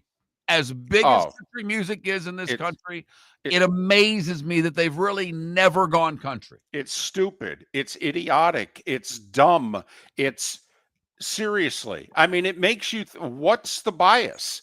How in the world could you not want the country music audience and demographic? Seriously. By the way, young men love country. Younger people love country. Young women dance to country all the time when they go out at night. Okay. How could you not? And I don't listen to country, by the way. I don't. But if you're running the NFL, what in the world? Seriously. All right. David, we literally got a text, and I think this person's being serious when they said, who is Journey? Oh, yeah. That's possible. Sure. Yep. I don't think they were being smart. No. But I like the idea of Metallica in San Francisco. That's where they got started. That's really considered their home. I think that would be a coup for the Super Bowl. I don't think it'll happen, but they're lobbying for it. That's always a start. When the artist says, oh my God, yes, we'd love to play a Super Bowl. When you're that big, it's another thing for, a middle of the road artist to say it. Of course they would. So remember we had Michael McCarthy on about 40 or so minutes ago? Yes. And I asked the question about, hey, you think there's any chance the Trump administration and the Trump-led FCC, vetoes this ESPN NFL deal unless maybe he can leverage and they can leverage certain things out of him? Is this a crazy idea that Trump privately or publicly says to the NFL, you switch the Commanders back to the Redskins, I'll approve it? No, it's not a crazy idea at all because it's something he wants. Right. And he is in the business of getting what he wants. Yes, I he mean, is. that's just, I don't give a damn what side you're on. That's just a fact. Right. Not talking political. This guy likes to get what he wants. What president doesn't? And right now he seems to want this. And if that was the only hitch in the giddy up of this ESPN NFL deal, maybe. It's not the craziest idea I've ever heard. Just throwing it out there. Okay. Miller and Moulton. Good, bad, and ugly. What's on tap? Today was the day. When next? Whether you're chasing peak performance, reigniting intimacy, or simply want to feel your best, Game Day Men's Health creates customized game plans to optimize your health. Call 239-427-3441 for our Bonita Springs and Naples location to set up your free testosterone test and consultation. Mention Miller Moulton Radio Show for 10% off your service. Find your maximum self with Game Day Men's Health, Bonita Springs and Naples, Florida. Call 239-427-3441 today. Southwest Florida's scorching heat is on its way. Stay cool with Air Advantage. As a proud Rheem Pro partner, Air Advantage delivers top-notch air conditioning solutions to keep you cool and comfortable. Right now, enjoy 18 months, no interest, no payments on qualifying systems. Call 433-4635 today for expert installation and unbeatable comfort all summer long. Online at myairadvantage.com. Air Advantage. Call today, 433-4635. Got a cracked window or foggy glass? Don't wait for the next storm to make it worse. Your local Glass Doctor Home and Business is just down the road and ready to help. From leaky frames to shattered panes, we've got the tools and the know-how to get your home or business storm ready. With flexible scheduling and our done right promise, you'll be in good hands. So before or after the weather hits, call your neighbors at Glass Doctor. Glass Doctor, Glass Doctor. Call the Glass Doctor, we fix your pains. Oh yeah. Mark Miller for Sleep Treatment Direct. They are helping me with sleep apnea. And by helping me, I mean curing me. No more CPAP machine. No more snoring. No more tossing. No more waking up exhausted. Their expert team got me the right treatment, fast and hassle-free. If you want to feel energized and get rid of your snoring, call Sleep Treatment Direct today. 444-1741. That's 239-444-1741. Sleep Treatment Direct. Sleep safe and sound. This is Miller and Moulton.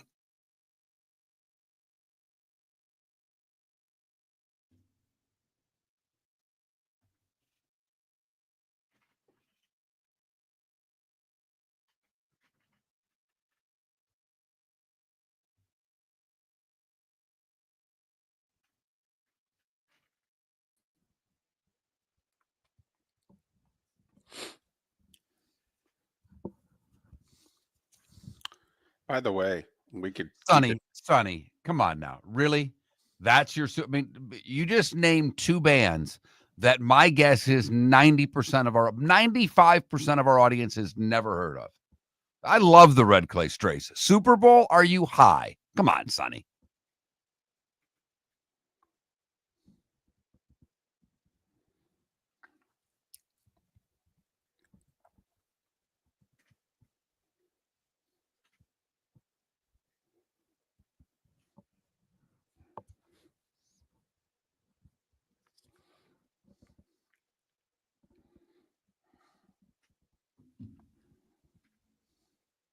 be like me saying I want REM to reunite and play the Super Bowl. No one would care.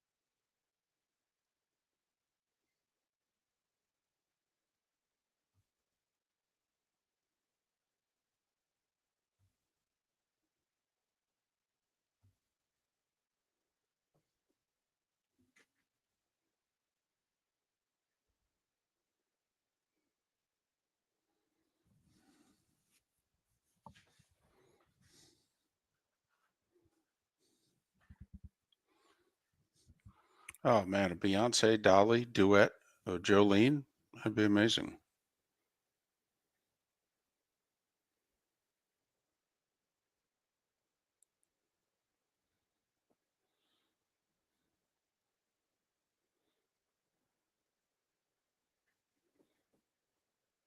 I thought that was very bold of Beyonce to do a remake of Jolene, because that could go really badly.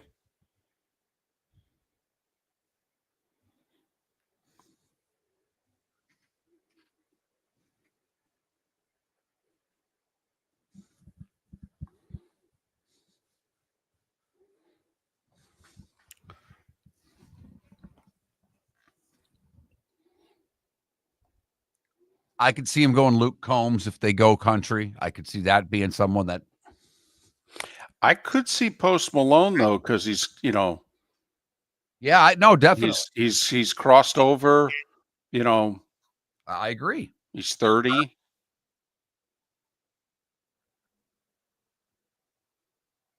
Deadstroke, that's not a bad. Jelly Roll's another one. Absolutely.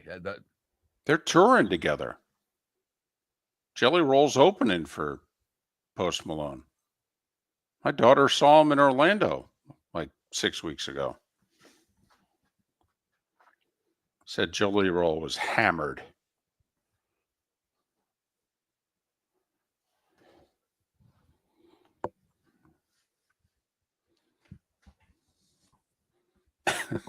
Yeah, Michael, I'm with you.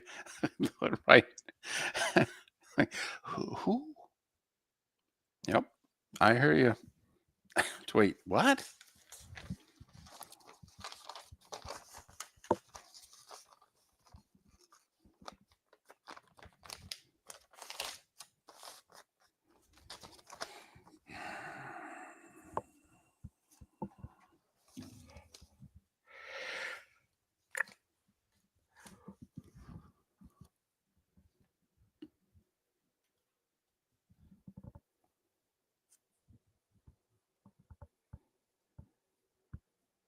Like I said, Sonny, I think the Red Clay Strays are great. You mentioned them for a Super Bowl.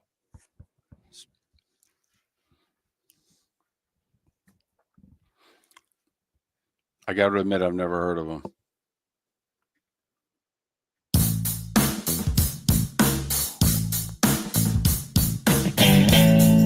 Welcome back to Miller and Moulton. Text the guys what's in your mind at 21,000. That's 21000. And now, here's David Moulton. 22 minutes until we're out of here. Pat Kerwin, 8 a.m. Eastern tomorrow.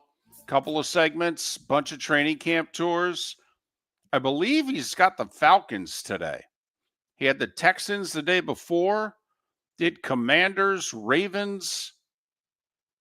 So those four for sure that I'm aware of that he's done since we last spoke. There might be a fifth team involved that I've forgotten about. Yeah, I know it was Houston earlier in the week, and then he was going to Atlanta. I didn't know if Atlanta was today or yesterday. Today. And then Tampa on the weekend, right? Because he's going to be Tampa and Tennessee because they're doing joint practices. Right. I think he flies home tonight from Atlanta. I think we're going to get him doing laundry tomorrow morning.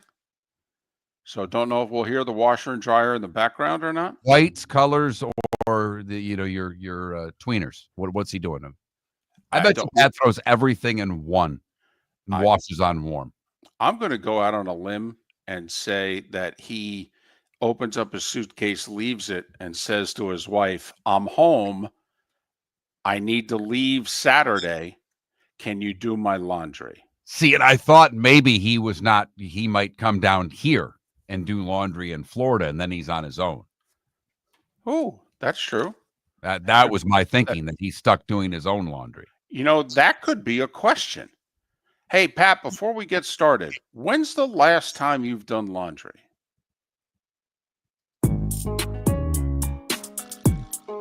It's that time again, nearing the end, but not quite there yet. Here's Mark Miller with Today Was the Day When. I have done such a fantastic job of not folding clothes the right way that I'm not allowed to do laundry. Oh, yeah, and you did it intentionally. Hell yes. And they don't realize it. Bingo. Gold. And Genius. so much better that I've even, every once in a while when the wife's working a lot and really busy, hey, honey, you want me to start the laundry? No, I'll get that. Yes! Winner, chicken dinner. Well done, sir. Well done.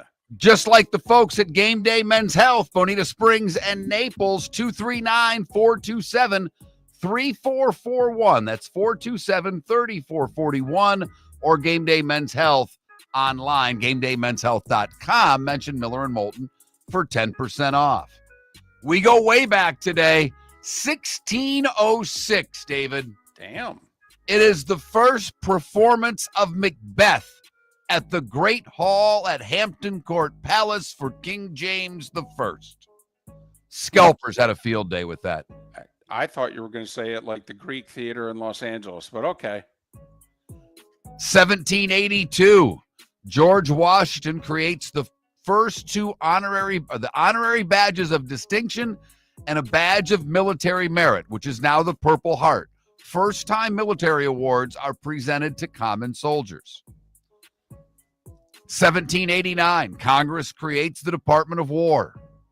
1907, Walter Johnson wins his first of 417 career games. Today in 54, Roger Bannister beats Australia's John Landy in the mile at the Empire Games in Vancouver.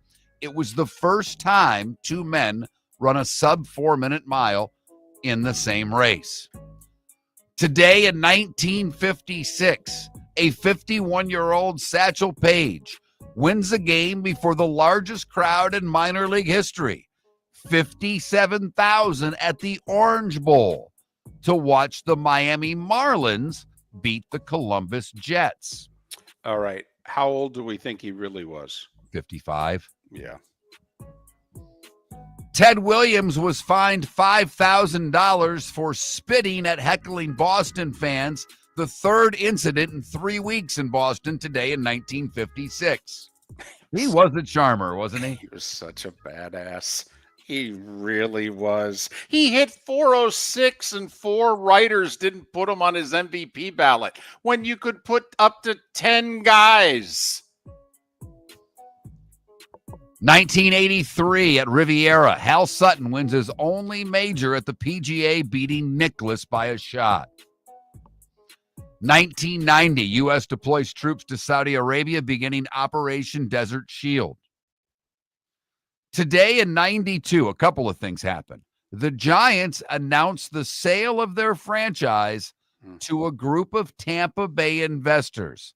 The move is blocked. Probably the smartest move baseball ever made. And then the Giants found new ownership, and that ownership said, we like this piece of land right here, and we'll build it ourselves, and we'll pay for it. Also today in 92, the Orlando Magic signed their number 1 draft pick, this guy by the name of Shaquille O'Neal. But they didn't re-sign him.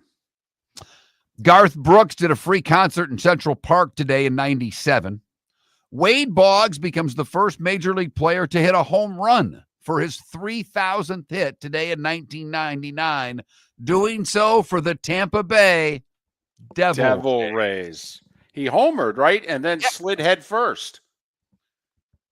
They would lose the game to the Cleveland Indians. Look at that. 2004, Maddox wins game 300. 2007, Bonds hit 756. A bunch of stuff happened today in 2016. Katie Ledecky, gold medal, new world record in the 400. Michael Phelps, 19th career gold medal. Ichiro becomes the 30th member of the 3,000 hit club with the Marlins in a win over the Rockies. And Jim Furyk fires the first ever 58 in a PGA Tour event. Was that in Connecticut at the Travelers? That was at the Travelers in Connecticut. Nice call, David. Today in 2018, I just thought this was fun. China bans the release of the Winnie the Pooh movie Christopher Robin after the character is used to mock Chinese president. Today in 2020, Cardi B releases her singer WAP. What's that stand for, David? Do you know? I'll sit this one out. Okay. U.S. men got their fourth consecutive gold behind Kevin Durant's 29 points today in 2021, beating France by 5. Don Larson, the only pitcher to throw a perfect game in the World Series, would have celebrated his birthday today. The great Alan Page is 80. Bruce Dickinson from Iron Maiden is 67 years old today. David Duchovny from the X-Men is 65. Charlize Theron is 50. The answer is yes. I was going to say, just pause for a moment. Yeah, I was thinking about this when I did this last night, David. I'm like, she's probably on the list. She's on the list. Yeah, she's on the list. Sidney Crosby is 38. Kyler Murray is 28. And Jalen Hurts is 27. What did I miss, David? All right. I just like the name. You know, we've got Republicans, Democrats, independents, and just Teddy Roosevelt today in 1912 was nominated as the candidate for the Bull Moose Party. You know what? If we ever come up with a third party in this country worth a damn, I think we should, maybe treat it like a minor league sports team. Let's just come up with a party. Right? What do you want to name? I've always wanted the third party to just simply be called the Common Sense Party, David. Well, there's that, but you know what? Bull Moose kind of has a certain ring to it as well. Never mind, our mascot can kick the out of yours. I will take the bull over the donkey or the elephant. Don't sleep on the elephant, though. No, it's slow, but it just, if they sit on you, look out. Time to see life a little bit differently. Here's Mark Miller with the good, the bad, and the ugly. What you got, Mark?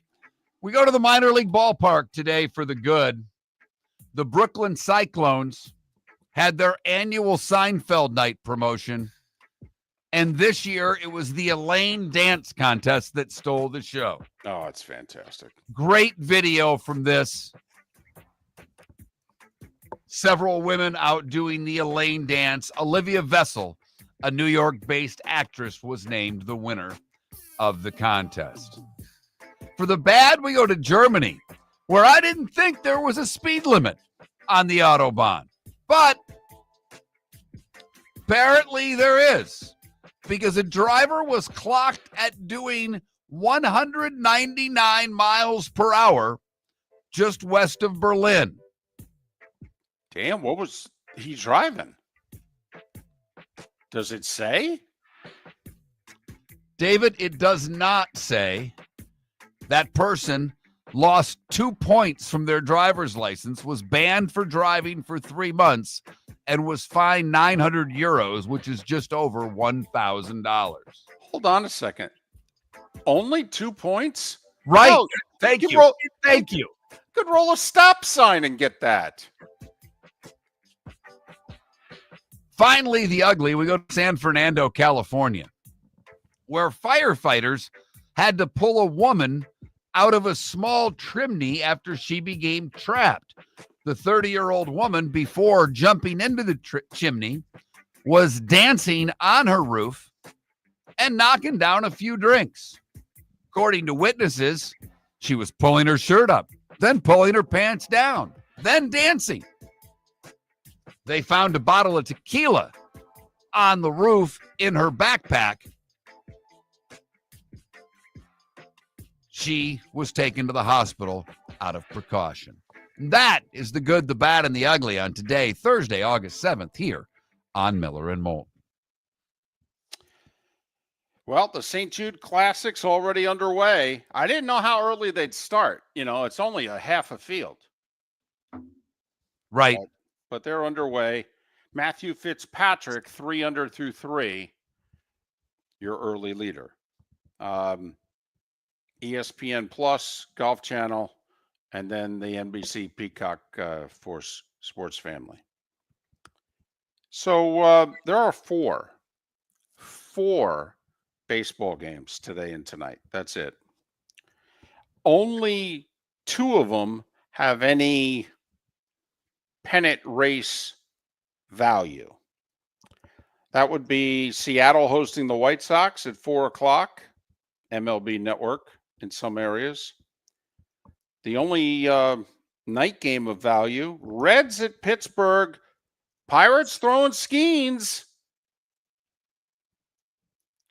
Big game for the Reds. He's 6-8 with a 2.02 earned run average. Right. 6-8. Yep. So Skeens tonight at home against the Reds. Marlins in Atlanta to begin a 5-game series against the Braves at 7:15. And there's a mighty nooner in our nation's capital. And what a barn burner it is, between the Nats and the A's, who combined are 39 games below 500. I don't know if you caught that, everyone, but David saying the Marlins are dead. They have to win today to be talked about again on the show to get themselves back to 500. But David clearly said only 2 games with pennant implications and did not list your Miami Marlins as one of those games. Nope. Needed to win the series against the Astros, keep it going, stay above 500, then come into Atlanta, win the 5-game series. That'd be 5-3 heading into next week. This is an 11-game road trip. Okay. Nope. Time's running out. No, I know. They have to take 4 or 5 from Atlanta. They really do. Yeah. Yeah, they have to. A 7-7 14-game stretch here is not going to help them. They need to be 8-6 minimum. Okay. Although they could catch the Mets with the way the Mets are playing. You're not wrong. Nope. You're not wrong.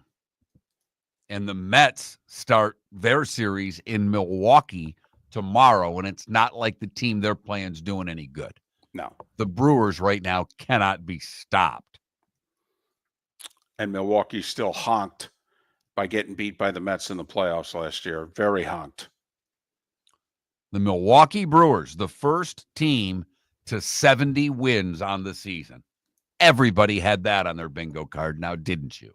Especially when they were 21-25 in the latter part of May. What a year. What a year for the Brew Crew, no doubt. So tomorrow we'll do our best to try to make it a Football Friday. We'll check in with Pat Kerwin, who has been on his training camp circuit, and see what he thinks about Atlanta. Specifically, does he think they will give Tampa a real shot for the NFC South? Miss any of the show today, and it was a pretty good one. Go to millerandmoulton.com, download anything that you may have missed. Football Friday edition tomorrow, David. That means you got a few things to do today. Woo-hoo. Oh, it's great recapping preseason ball, Mark. Shoeless Joe's Sports Cafe is where your fantasy football draft should be. Free private rooms, Wi-Fi, plus food and drink specials. In August, Shoeless has bingo and trivia Tuesdays and Thursdays with your chance to win free wings and beer for a year. Fridays, live music on the deck. Saturdays, karaoke on the deck. Plus daily meal specials like Wednesdays, $6 wings and half-price pizza. Watch all your baseball and football at Shoeless Joe's, your home for good food, good times, and good sports in the Bell Tower Shops, Fort Myers. For over 50 years, the Nolan family has been dedicated to protecting local families. Nolan Family Insurance is a second-generation independent agency that specializes in home, flood, auto, and boat insurance. They take the time needed to explain your coverage options and answer your questions so you can make an informed decision that's right for you. If you're looking for an agency that treats you like family, call 941-639-1122 or go to NolanAgency.com. That's 941-639-1122 or NolanAgency.com. Honey, you want to come out? I haven't seen you since Glass Doctor installed our custom shower enclosure. No thanks. Well, you can't keep eating breakfast in the shower, and laminating your magazines is getting expensive. You remember we have guests coming over tonight, right? Oh, I'm sure they'd love to see the shower. It's our neighbors, and I highly doubt they want to be hanging out in our bathroom. The shower is so good, you'll never want to leave. Visit glassdoctor.com today and schedule an appointment online. American Paint Supplies, for nearly 30 years, is your one-stop shop for all your coating needs. If you are a designer, a contractor, a professional painter, or a weekend warrior, American Paint Supplies is the place where experts go to get expert solutions. At 6100 Shirley Street in Naples off of Pine Ridge, American Paint Supplies delivers the best solutions with the best products with the best support. Meet Gene and his team today at American Paint Supplies. Call 239-566-2700. That's 566-2700 or online at AmericanPaintSupplies.net. Summer approaching, time to take care of your own house. So stop into the Floor Meisters and see their huge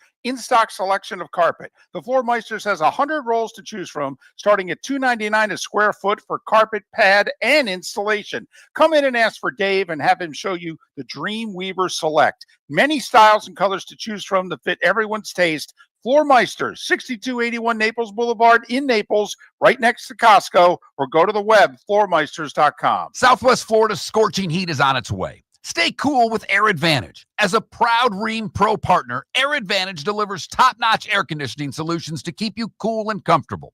Right now, enjoy 18 months, no interest, no payments on qualifying systems. Call 433-4635 today for expert installation and unbeatable comfort all summer long. Online at myairadvantage.com. Air Advantage. Call today, 433-4635. This is Miller and Moulton.